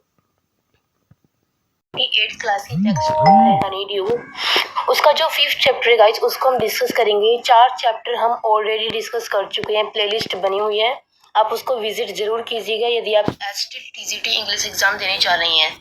तो चलिए स्टार्ट करते हैं। जो आज का टॉपिक है वो 5th चैप्टर, इसका नाम है the summit with in. Summit का मीनिंग होता है गाइस एक शिखर, विद इन होता है अंदर, शिखर जो हमारे मन के अंदर है। और जो ये चैप्टर है गाइस वो मेजर एचपीएस आहलूवालिया के द्वारा लिखा गया है। इसके ऑथर का नाम आपको जरूर याद रखना है क्योंकि वो आपसे पूछ सकते हैं, major HPS Ahluwalia. Let's get start. जो पढ़ने से पहले हम इस पैराग्राफ में हमको क्या देखने को मिलता है कि जो मेजर एचपीएस आहलूवालिया हैं वो एक सदस्य रहे हैं किसके, फर्स्ट सक्सेसफुल इंडियन एक्सपीडिशन, जो पहला भारतीय सफल अभियान था माउंट एवरेस्ट पर चढ़ने का 1965 में, उसके वो एक मेंबर रही हैं। आपको कैसा लगता है जब आप उस ऊंचाई पर खड़े होते हैं संसार की? अब हम इस स्टोरी को सुनेंगे उसके खुद के शब्दों में, जो उन्होंने उस समिट को चढ़ने में फील किया था और जो सबसे डिफिकल्ट टास्क उसको फील हुआ था, climbing the summit with in. जो सबसे डिफिकल्ट टास्क उसको लगा था वो था द समिट विद इन। मन के अंदर का जो शिखर होता है हमारे अंदर का, वो उसको सबसे ज़्यादा डिफिकल्ट लगा था क्योंकि मन के ऊपर जिसने विजय पा ली है वो किसी के ऊपर भी विजय पा लेगा। तो चलिए स्टार्ट करते हैं। इन द फर्स्ट पैराग्राफ में क्या देखने को मिलता है कि जब वो एवरेस्ट के शिखर पे खड़ा होता है तो वो नीचे बिलो तक दूर दूर तक देखता है और उसके मन में जितनी भावनाएं होती हैं, सबसे प्रमुख भावना जो थी वो भावना थी, जो डोमिनेंट थी वो थी ह्यूमिलिटी की। ह्यूमिलिटी होता है गाइस मानवता की वो विनम्रता की भावना थी। उसका शरीर कह रहा था कि भगवान का शुक्र है यात्रा पूरी हो गई है, लेकिन वो ज़्यादा खुश होने की बजाय उसके मन में कुछ न कुछ उदासी भी थी। क्यों थी वो, किस वजह से थी? क्योंकि इसके आगे चढ़ने के लिए कोई और चढ़ाई नहीं बची थी और उसके पश्चात तो जो सड़कें थी वो नीचे की ओर जाती थी।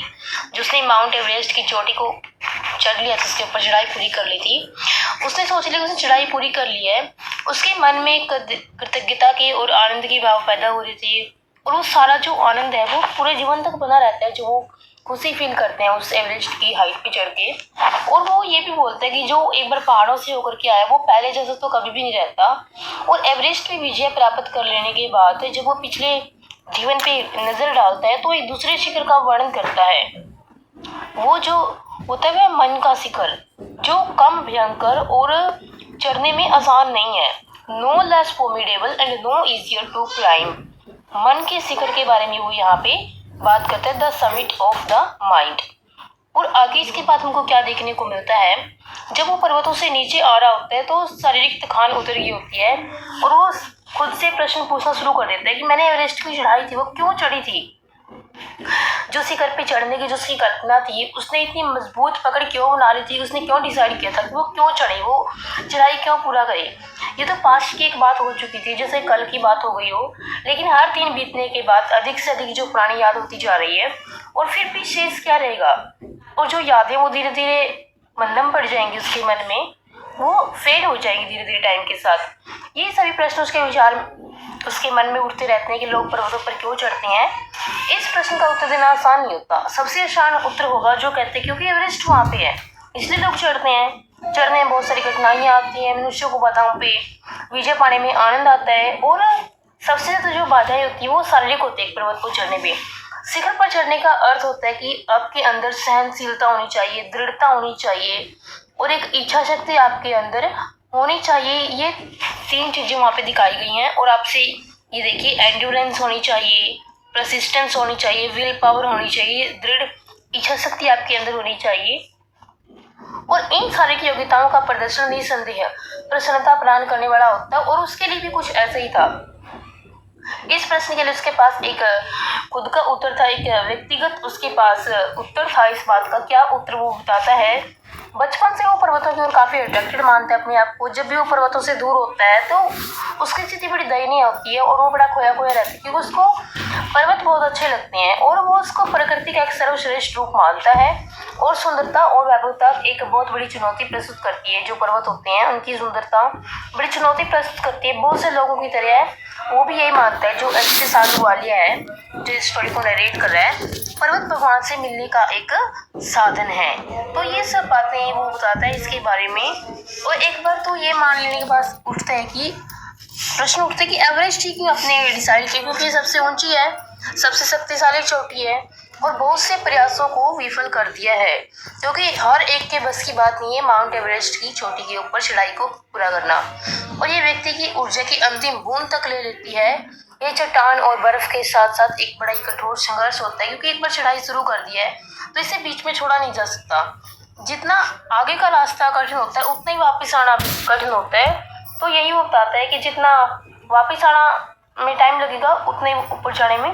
तो जब वो दूर से शिखर की झांकी को देखकर पूरी दुनिया को स्थानांतरित हो जाता है उसको, और अपने अंदर एक बदलाव महसूस करता है, जिसे आप मिस्टेरिकल बोल सकते हो।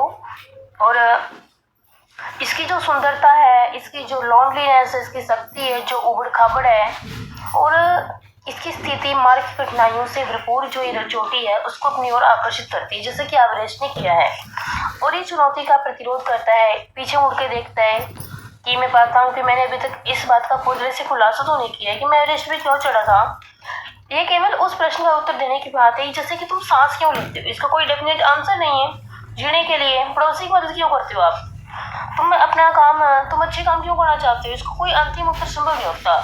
और सच्चाई ये भी है कि एवरेस्ट केवल एक शारीरिक चढ़ाई नहीं है। जो आदमी एवरेस्ट के शिखर पर पहुंच चुका हो, विस्तृत ब्रह्मांड में एक विशेष प्रकार से अपने छोटेपन का एहसास वो कर लेता है। एक पर्वत पर शारीरिक रूप से विजय पाना उपलब्धि का एक अंग हो सकता है, लेकिन इससे ज्यादा और भी बहुत कुछ है। विजय के कारण उसे संतुष्टि की भावना मिल जाती है, अपने चारों ओर के वातावरण से ऊपर उठने की गहरी इच्छा, संतोष मिलता है उसको। और इस विजय के कारण ही उसको साहसिक कार्यों के लिए असीम प्रेम सूचक बन जाता है। और ये केवल अनुभव जो सिर्फ भौतिक ही नहीं कि भावनात्मक है, यह दैविक है। इसके बाद देखने को मिलता है कि जो ये शिखर की चढ़ाई है, अंतिम प्रयास की कल्पना करो, जब आप पर्वतारोही हैं, जब के साथ चढ़ रही हैं, रस्सी पकड़े हुए हैं, एक दूसरे की तरफ देख करके वो एक दूसरे को मोटिवेट करते हैं ऊपर चढ़ने के लिए, और वो रस्सियां पकड़े हुए ऊपर चढ़ते हैं और इतनी मजबूती से पकड़ के रखते हैं। कठोर बर्फ में सीढ़ियां काटते हैं, कोई लपेट के फेंकता है रस्सी को, एक एक इंच करके आप ऊपर चढ़ते हो। चढ़ाई बड़ी कठिन होती है और आप एक एक कदम उठाने के लिए बड़ी पूरी ताकत लगाते हो। प्रसिद्ध पर्वतारोहियों ने दूसरों के द्वारा की गई सहायता का विवरण हमने दिया है, वरना भी इसे छोड़ सकते से सांस लेना कठिन होता है। आप स्वयं को यहाँ तक लाने के लिए दोष देते हो। आप हैरान हो जाते हो कि चढ़ाई का काम आपने स्वीकार है, क्योंकि आपको वो इतना डिफिकल्ट लगता है, जो स्ट्रगल होता है। लेकिन कई बार ऐसे पल होते हैं जब आपका मन नीचे दौड़ जाने करता है, लेकिन ऊपर जाने के स्थान पर नीचे जाना अधिक आरामदायक होगा, क्योंकि आपको ज़्यादा एनर्जी की जरूरत नहीं पड़ेगी। लेकिन आप एकदम से उस मनोदशा से निकल जाओगे। आपके अंदर ऐसा कुछ है जो आपको संघर्ष का त्याग करने की अनुमति नहीं देता, आपको इस बात के लिए मोटिवेट करता है कि आप ऊपर चढ़ो, अपनी चढ़ाई को कंप्लीट करो। सिर्फ 50 फुट 100 फुट और हो सकता है, ऐसे करके आप अपने आप से क्वेश्चन पूछते हो, क्या इसका कोई अंत नहीं है। अपने साथी की ओर देखते हो, आपकी ओर देखता है, और एक दूसरे की आप प्रेरणा हासिल करते हो, और एकदम से आप स्वयं को शिखर पर पाते हो। जब शिखर से पहुंच जाते हो, चारों ओर दृष्टि डालते हो, कैसे लगता है कि एक भ्रम ही था। बादलों के बीच से जो अब वो जब उस के ऊपर चढ़ चुके हैं, उस माउंट एवरेस्ट की चोटी के ऊपर वो चढ़ चुके हैं, तब वो बता रहे हैं कि बादलों के बीच से चांदी जैसी जो पहाड़ियां दिखाई पड़ती हैं, आप बड़े लकी हो। तो उन पहाड़ियों पर सूरज चमक रहा होता है, यदि आप लकी हैं तो पहाड़ियों के ऊपर से सूरज चमक रहा होता है, जिसकी वजह से वो चांदी की जैसी प्रतीत होती हैं। चारों ओर की जो पहाड़ी हैं आपके शिखर में पड़े हुए शिखर के गले में पड़ा हुआ हीरों का हार लगती हैं। जब आप नीचे बड़ी बड़ी घाटियों को देखोगे, दूर ढलान के रूप में जा रही हैं। किसी पर्वत की चोटी से नीचे की ओर देखना एक व्यक्ति को उन्मत्त करने और मन को उज्ज्वल करने वाला होता है। जिस भगवान में आप विश्वास करते हो उसके सामने आपका शीश झुक जाता है। इस प्रकार की आप भावनाएं वहां पर फील करते हो। और जब वो वहां पे चढ़ जाते हैं, अपनी जो चोटी, अपनी जो हाइट है वो पूरी कर लेते हैं, तो वो आपको पूरी तरह से बदल देते हैं। अब वो यहाँ पे जो क्वेश्चन पूछा गया था एसटी के एग्जाम में, वो इस पैराग्राफ से क्वेश्चन पूछा गया था प्रीवियस ईयर में, कि वहाँ पे फूड और जी ने क्या छोड़ा था। ये क्वेश्चन आप इसको बिल्कुल अच्छी तरह से लर्न कर लीजिएगा कि जो एचपीएस आलूवाली है उसने गुरु नानक देव जी का चित्र छोड़ा था, और जो रावत था गाइज उसने गॉडेस दुर्गा का एक पिक्चर छोड़ा था। फूड और जी ने एक रिलीक ऑफ बुद्धा का एक चिन्ह छोड़ा था, और एडमंड हिलरी ने एक क्रॉस वहाँ पे दबाया था केरन का, a heap of rocks on stone in snow, बर्फ के नीचे से दबाया था। और ये सिंबल उनके जीत के नहीं थे, ये उनके किस चीज के वो सिंबल दिखा रहा है यहाँ पे, वो सिंबल थे बट ऑफ रेवरेंस। इसके वो सिंबल थे। रेवरेंस का मीनिंग क्या होता है गाइस? सम्मान। सम्मान के रूप में वो उनको वहां पे छोड़ के आए थे, ना कि जीत के रूप में। जो शिखर पर चढ़ने का अनुभव होता है वो आपको पूरी तरह से बदल देता है। और इसके बाद एक और शिखर की बात की गई है कि जब भी मन का शिखर होता है उसकी बात वो करता है। प्रत्येक मनुष्य के अंदर अपने अंदर एक शिखर लिए घूमता है। उसे पूरा आत्मज्ञान पाने के लिए उस शिखर तक पहुंचना होता है। यह बड़ा डरावना होता है और उस पर पहुंच जाना असंभव होता है। इस पर आपके लिए कोई अन्य विजय प्राप्त नहीं कर सकते हैं और यह काम तो आपको स्वयं ही करना पड़ेगा। मतलब जो आपका मन का शिखर है उसकी चढ़ाई आपको खुद ही करनी पड़ेगी।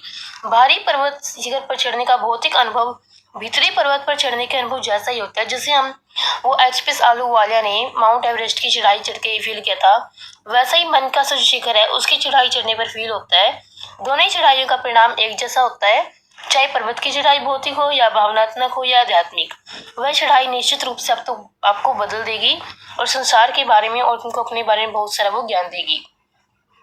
अब वो ये बताता है कि जो बिल्कुल इसका जो फाइनल पैराग्राफ है वे ये सोचने का साहस कर रहे कि एक एवरेस्ट विजेता के रूप में उसका जो अनुभव था ये माउंट एवरेस्ट की चढ़ाई पर चढ़ने का, उसने उस जीवन की कठिनाइयों का दृढ़तापूर्वक सामना करने की प्रेरणा दी है।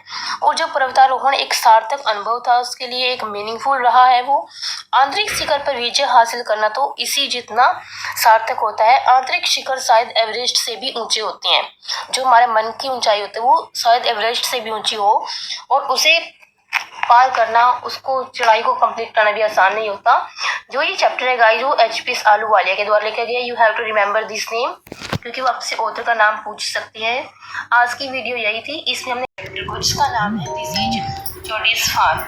जोडिस फान, जोडी यहाँ पे एक लड़की का नाम है और जो फान का मीनिंग होता है गाइस वो होता है शावक यानी कि हिरनी का बच्चा।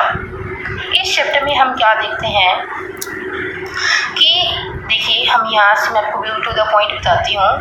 इन दिस स्टोरी जो जोडीज फादर होता है has been bitten by a rattle snake, एक जहरीले सांप के द्वारा उसको काट लिया जाता है और वो जल्दी से एक डो को मारता है। डो होता है हिरन और उसकी हार्ट का यूज़ करता है, हार्ट और लिवर का, to draw out the poison. एक सांप को काटने जाने के बाद वो एक हिरन को मारता है, उसके हार्ट और लिवर का प्रयोग करता है उसके जहर को निकालने के लिए, सांप के जहर को निकालने के लिए।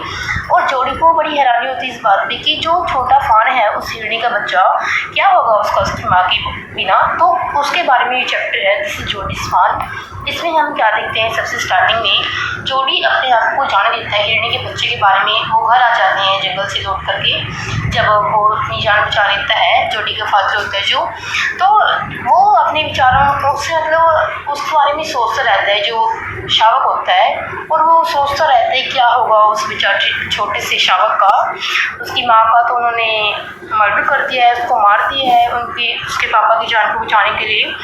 तो वो उसके बारे में सोचता रहता है। जोडी कहता है कि हाउ आर यू फीलिंग पा, वो पूछता है उसके पापा को कि आप कैसा फील कर रहे हो। और वो बताते हैं कि मैं अच्छा महसूस कर रहा हूँ, ऐसा लगता है कि जैसे बिल्कुल मौत मुझे छू करके चली गई है। ऐसा वो बताता है कि जैसे पुरानी मौत कहीं और जगह चोरी करने चली गई हो, क्योंकि वो बाल बाल बचा था। तो पैनी इसके बाद क्या कहता है कि मुझे तुम पे गर्व है, तुमने जिस प्रकार से जंगल में संयम बनाए रखा और जिसकी आवश्यकता थी उस टाइम पे। तो वो कहता है कि पापा क्या आपको पता है, जानते हैं वो उस बच्चे की आपको याद आ रही है। फिर वो उसका पापा बताता है उसको कि हाँ मैं उसको कैसे भूल सकता हूँ, बेचारी हिरनी ने मेरी जान बचा ली है, निश्चित है ये बात तो। लेकिन पापा शायद तो बच्चा वहाँ से चला गया, वो भूखा भी होगा, डरा हुआ भी होगा। तो बोलते पापा मैं बड़ा लड़का हूँ, दूध पीता बच्चा नहीं हूँ, क्यों ना मैं जाऊँ उसको शावक को देखूँ और शायद वो मुझे मिल जाए, मैं उसको ले आऊँ यहाँ पे और फिर हम उसको पाल पोष लेंगे। क्योंकि यदि हम उसको ऐसे ही छोड़ देंगे तो एक प्रकार से कृत घनता होगी, बिल्कुल हम एक एहसान फरामोश वो सोचता है वो हो जाएंगे यदि हम उसका ख्याल नहीं रखते हैं। तो वो बताता है। तो जब वो उसके पापा से परमिशन मांगता है तो एक उनके साथ एक पैनी होता है, उसके पापा का नाम मैं आपको यहाँ बता रही हूँ, पैनी PENNY, ये इसके पापा के नाम की स्पेलिंग है, और जो ये लड़का है इसका नाम जोडी है। जोडी है, ये मैंने है, ये उसके फादर हैं। तो उसके पापा से परमिशन मांगता है कि मैं उसको लेने के लिए जा सकता हूँ। तो वो मेलविल होता है, एक और करेक्टर आपको यहाँ पे देखने को मिलता है स्टोरी में कि वो जो मेलविल है, मेलविल तुम्हारे साथ चला जाएगा क्योंकि तुम अकेले कैसे जाओगे जंगल में ढूंढने के लिए। तो ये सब बातें उनके बीच में होती रहती हैं, और उसकी मदर को जो सुनाई पड़ता है कि जैसे वो हिरणी को बचाने के लिए जा रहा है, तो वो मतलब वो कॉफ़ी डाल रही होती है उस टाइम पे, और बड़ा गुस्सा सा आता है उसको कि तुम नहीं जाओगे, और अच्छा लगता है उसको ऐसा कहना। तो जब मेलविल होता है कि यहाँ पे मैंने आपको बताया भी है, और उसके बाद एक डॉग विल्सन नाम का एक और करेक्टर होता है। यहाँ पे आप मेलविल उसको बोलता है कि तुम मेरे साथ घोड़े की सवारी पे जा सकते हो, घोड़े पर सवार होकर हम दोनों जाएंगे, मेलविल और जोडी, और जो डॉग विल्सन है, और वो भी बोलता है कि ये सही है, ये बिल्कुल सही कह रहे हैं दोनों, इनको जाना चाहिए क्योंकि कृतज्ञता होगी क्योंकि उन्होंने उसकी मदर को मार दिया था। और वो परमिशन ले लेते हैं, और जो उसकी माँ बैक्स्टर होती है, यहाँ पर आप उसका नाम भी देख सकते हो, माँ बैक्स्टर, ये मेलविल का नाम है, ये जोडी का नाम है। पहले के नाम की स्पेलिंग मैंने आपको ऑलरेडी बता दी है, ये करेक्टर्स हैं स्टोरी में। तो ये मेलविल और जो जोडी घोड़े के ऊपर सवार होकर के चले जाते हैं वहाँ से उस शावक को ढूंढने के लिए। फिर वो कहता है कि जो जोडी होता है, जब वो घर से निकल जाते हैं, वो कहता है कि आप उस रास्ते पर देखिए और मैं इस रास्ते पर देखता हूँ।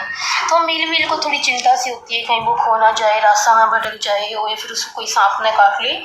और जो जोडी है, जोडी मेलविल को अपने साथ नहीं रखना चाहता क्योंकि वो नहीं चाहता कि यदि वो हिरणी का बच्चा उसको ना मिला तो वो नहीं चाहता कि उसको रास्ते कोई देखे, और यदि वो मिल गया, हिरणी का बच्चा उसको मिल गया, तो भी उनकी जो मुलाकात है वो इतनी अच्छी होगी और इतनी यादगार होगी, और वो इसको किसी के साथ बांटना भी वो सहन नहीं कर सकता था। तो वो जाता है, उसको उसी जगह पे वो जाता है जहाँ पर उसने शावक को देखा था। जब वो वहाँ से झाड़ियाँ हटा करके देखता तो उसको वहाँ पे नहीं मिलता। फिर वो थोड़ा और 10 कदम आगे पीछे जा करके उसको देखता है, और क्योंकि रात को काफ़ी सारी बारिश भी हुई थी, और बारिश की वजह से जो शेरनी और गिद्ध के पक्षी होते हैं, उनके पंजों के निशान को छोड़कर बाकी सारे निशान उसने धो दिए थे, क्योंकि वो चाहता था कि पैरों के निशान का पीछा करके वो शावक को ढूंढ सके। लेकिन वो जिस कैसे करके उस शावक को ढूंढ लेता है, और शावक को अपनी गोद में उठा लेता है, अपनी बाहों में उठा लेता है, और वो जहाँ पे उसकी माँ की डेड बॉडी पड़ी हुई थी उससे छिपा करके वो उसको लेके जाना चाहता है। और क्योंकि वो नहीं चाहता है कि उसकी माँ को देखे और फिर उसको सूंघ करके उसको गुस्सा आ जाए, उसको लाते ना मार दे, उसको टांगे ना मार दे, तो इस वजह से उसको छुपा करके लेके चला जाना चाहता है। उसको उठा के वो ले जाता है, घर पे ले जाता है, उसका वो पालन पोषण करता है, उसको कैसे वो दूध पिलाता है, एक कमंडल में, एक जग में दूध डालता है, उसकी जो उंगलियां हैं वो उस दूध के अंदर डिप करता है, फिर उसको फान के मुंह में देता है, फान उनको चढ़ना स्टार्ट कर देता है। तो इस प्रकार से जो उसको फान को ले आता है, ये देखिए आप इसको देख सकते हो, यहाँ पे उसने जो फान को यहाँ पे अपनी गोद में उठाया हुआ है। तो गाइस यही स्टोरी है, इसमें हमको पता चलता है कि किस प्रकार से जो जोडी है वो अपने घर वालों से परमिशन मांग करके फान के बच्चे को ले आता है। और यहाँ पे आपसे इसके ऑथर का नाम पूछा जा सकता है, वो है मार्जोरी किंडन रॉलिंस। तो गाइस यही छोटी सी वीडियो जिसमें और बिल्कुल टू द पॉइंट समरी हम इसकी डिस्कस करते हैं। जो ये चैप्टर है गाइस, चैप्टर नंबर 7, इसका नाम है a visit to Cambridge. Cambridge की एक यात्रा, यहाँ पे कैम्ब्रिज की यात्रा के बारे में बताया जाता है। और यहाँ पे तो जो 2 ग्रेट पर्सनैलिटीज़ हैं उनको हम यहाँ पर देखने को हमें मिलती हैं। Two extraordinary personality, two extraordinary people, जो दोनों ही डिसेबल्ड कह सकते हैं उनको, या फिर वो दोनों ही डिफरेंटली एबल्ड हैं, उनको दिव्यांग या फिर किसी विशेष तरीके से वो योग्य हैं, उनको हम कहते हैं। स्टीफन हॉकिंग है एक, तो जो कि हमारे बड़े ग्रेट साइंटिस्ट रहे हैं, और वो पैरालिसिस से पीड़ित हैं, जो कि व्हीलचेयर पे चलते हैं, और बोलने के लिए वो सिर्फ पंचिंग बटन और एक कंप्यूटर पे वो सिर्फ एक बटन्स को प्रेस करते हैं, एक मशीन लाइक वॉइस निकलती है। इस प्रकार से वो इसको हम लेते हैं स्टीफन हॉकिंग को। जो दूसरी पर्सनैलिटी है इसको हम यहाँ पे देखते हैं, वो है फिरदौस कंग, जो कि एक राइटर और जर्नलिस्ट हैं, और वो रहते हैं, काम करते हैं मुंबई में।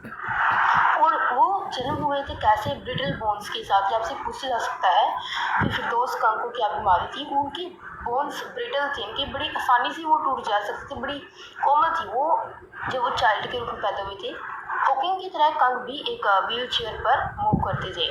वो जो दोनों ही ग्रेट पर्सनालिटीज़ हैं वो अपने विचारों का आदान प्रदान करते हैं और इस बात पे वो विचार करते हैं क्या मतलब है ज़िंदगी जीने का व्हील चेयर में, और how so called normal people react to the disabled, और जो सामान्य लोग हैं वो दिव्यांगजनों की ओर कैसे वो बिहेव करते हैं, कैसे वो रिएक्ट करते हैं। यहाँ पे एक क्वेश्चन आपका बन सकता है कि कैम्ब्रिज को किसका रूपक बताया गया, तो उसको बताया गया इंग्लैंड का रूपक, और ये बड़ा अजीब था उसके लिए जब उसने वहाँ से प्रस्थान किया था। ये कुछ और ही उसके लिए बन गया था क्योंकि वहाँ पर उसकी मुलाकात स्टीफन हॉकिंग से हुई थी, और कैम्ब्रिज में जब वो घूम रहा था, भ्रमण कर रहा था, तो उसके गाइड ने जो उसका मार्गदर्शक था उसने स्टीफन हॉकिंग के नाम का उल्लेख किया था, जो कि उसके बारे में एक और बात आपसे एनसीईआरटी में पीछे एस्टेट में क्वेश्चन पूछा गया था कि जो स्टीफन हॉकिंग था वो ऑथर भी था किसका, a brief history of time, जो ये बुक है इसका ऑथर भी है वो बेस्ट सेलर बुक रही है। तो ये क्वेश्चन पूछा गया था कि जो ये बुक है ब्रीफ हिस्ट्री ऑफ टाइम किसके द्वारा लिखी गई है, ये स्टीफन हॉकिंग के द्वारा लिखी गई है, जो कि सर्वाधिक बिक्री वाली पुस्तक थी। जब वो भ्रमण कर चुका था वो टेलीफोन की तरफ भाग के गया और उसने सोचा कि वो स्टीफन हॉकिंग से मिल कर के आए। उसने जो फिर दोस्त था उसने स्टीफन हॉकिंग के घर फ़ोन लगाया और उसके जो असिस्टेंट था स्टीफन हॉकिंग का उसने फ़ोन उठाया और उसने कहा कि मैं भारत से व्हील चेयर पर चल कर के आया हूँ। तो उसने सोचा कि वो शायद अपने हाथों से कुछ ला कर के लेके आया है और इंग्लैंड की अपनी यात्रा के बारे में कुछ लिखना चाहता हूँ। क्या मुझे स्टीफन हॉकिंग से मिलने का जो अवसर है वो मिल सकता है। वो उसी के 10 मिनट मांगते हैं कि 10 मिनट मेरे लिए बहुत रहेंगी। वो बोलते हैं आपको आधा घंटा मिल जाएगा, आप 3:30 से 4 बजे तक वहाँ पे आ जाना उनके घर पे। वो चाहते हैं कि उससे अपनी कमजोरी का एहसास होता है, आप दिव्यांग के रूप में पैदा होते हो और उन लोगों से उब जाओगे जो आपको ये बोलते हैं कि आप साहसी भरे काम करो, बहादुरी भरे काम करो, जैसे कि आपने साहस के नाम से बैंक में कोई खाता खोल रखा है और जिसमें से आप चेक काटने में सुस्ती दिखा रहे हो, ऐसा कुछ वो बताता है उसके बारे में।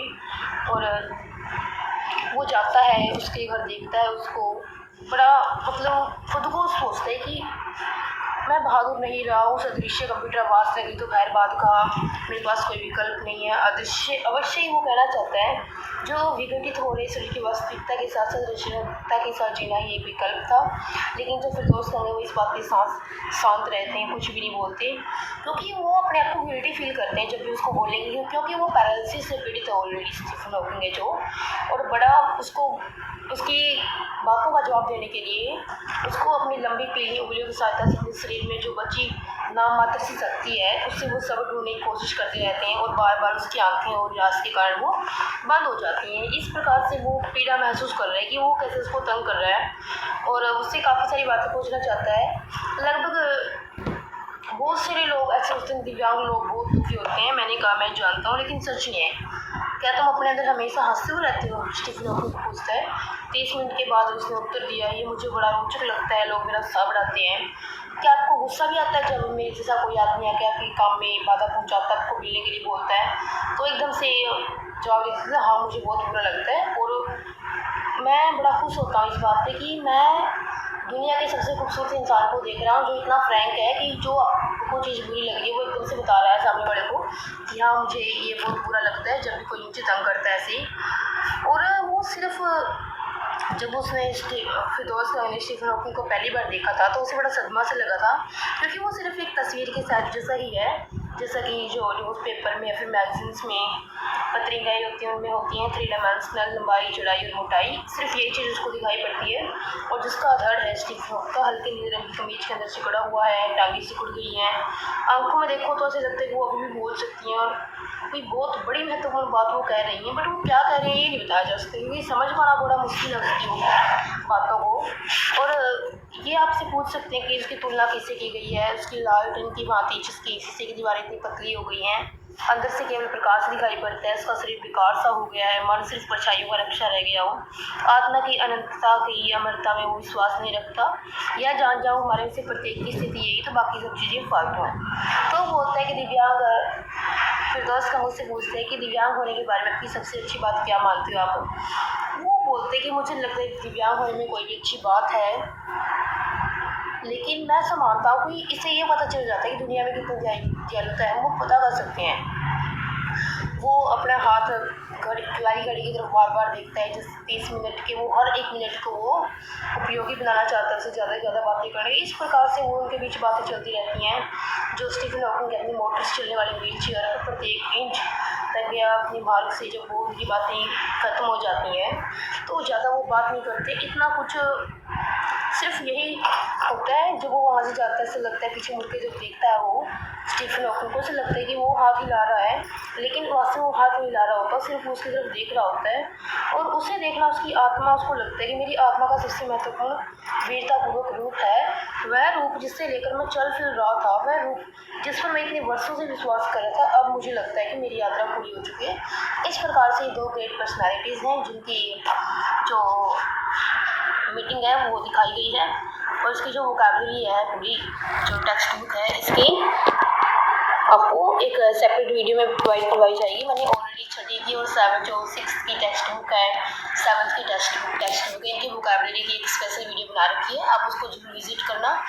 6th और 7th क्लास की एनसीईआरटी हमने कंप्लीट कर ली है और 8th क्लास की ये चल रही है, 7 चैप्टर हो गए हैं। इसके बाद सिर्फ एक ही चैप्टर रहता है और पोइट्री रहती है, उसको मैं जल्दी कंप्लीट करने की कोशिश करूँगी, समअप करूँगी उसको जल्दी से जल्दी। वीडियो आपको पसंद आती है तो वीडियो को लाइक और शेयर कीजिए। इस लेसन में मैं बिल्कुल समअप कर रही हूँ, 2 क्वेश्चन बनते हैं। एक तो यही, एक ब्रीफ हिस्ट्री ऑफ टाइम किसके द्वारा लिखी गई है, स्टीफन हॉकिंग के द्वारा लिखी गई है। वो जो पर्सनैलिटी स्टीफन हॉकिंग से मिलती है वो फिरदौस कंग है।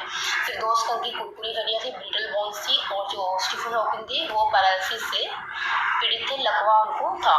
तो ये सब बातें आपसे पूछी जा सकती हैं। आज की वीडियो के लिए इतना ही। Bye bye, have a nice day, thanks for watching the video. Again on this learning platform of Super Diamond Knowledge, guys, आज के इस वीडियो में हम डिस्कस करने जा रहे हैं जो 8th क्लास की एनसीईआरटी की टेक्स्ट बुक है हनीड्यू, जिसका नाम है, उसके चैप्टर नंबर 8 को हम आज डिस्कस करेंगे, जिसका नाम है अ शॉर्ट मॉनसून डायरी। और इससे पहले वाले जो चैप्टर हैं हम ऑलरेडी डिस्कस कर चुके हैं, प्लेलिस्ट बनी हुई है, सिर्फ यही चैप्टर बचता था जो हम इस वीडियो में डिस्कस करेंगे। इसके बाद जो वीडियो होगी उसके बाद हम जो 8th क्लास का कंप्लीट पोइट्री सेक्शन है वो एक ही वीडियो में डिस्कस कर लेंगे, जो कि आपके एसटीजीटी इंग्लिश एग्जाम के लिए काफ़ी हेल्पफुल रहने वाला है।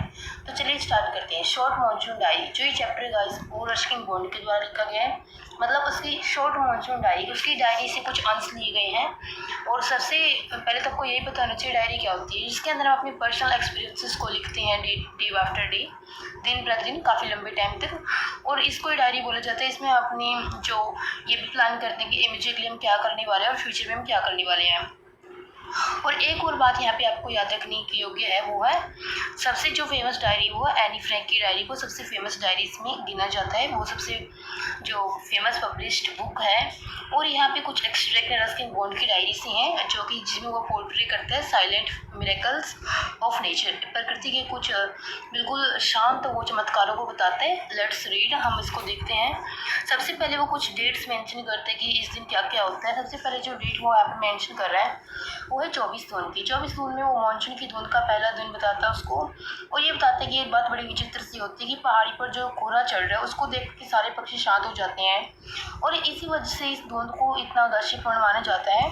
और ये केवल पहाड़ों को ये ढक लेती है, बल्कि खामोशी चादर से भी उनको ढक देती है।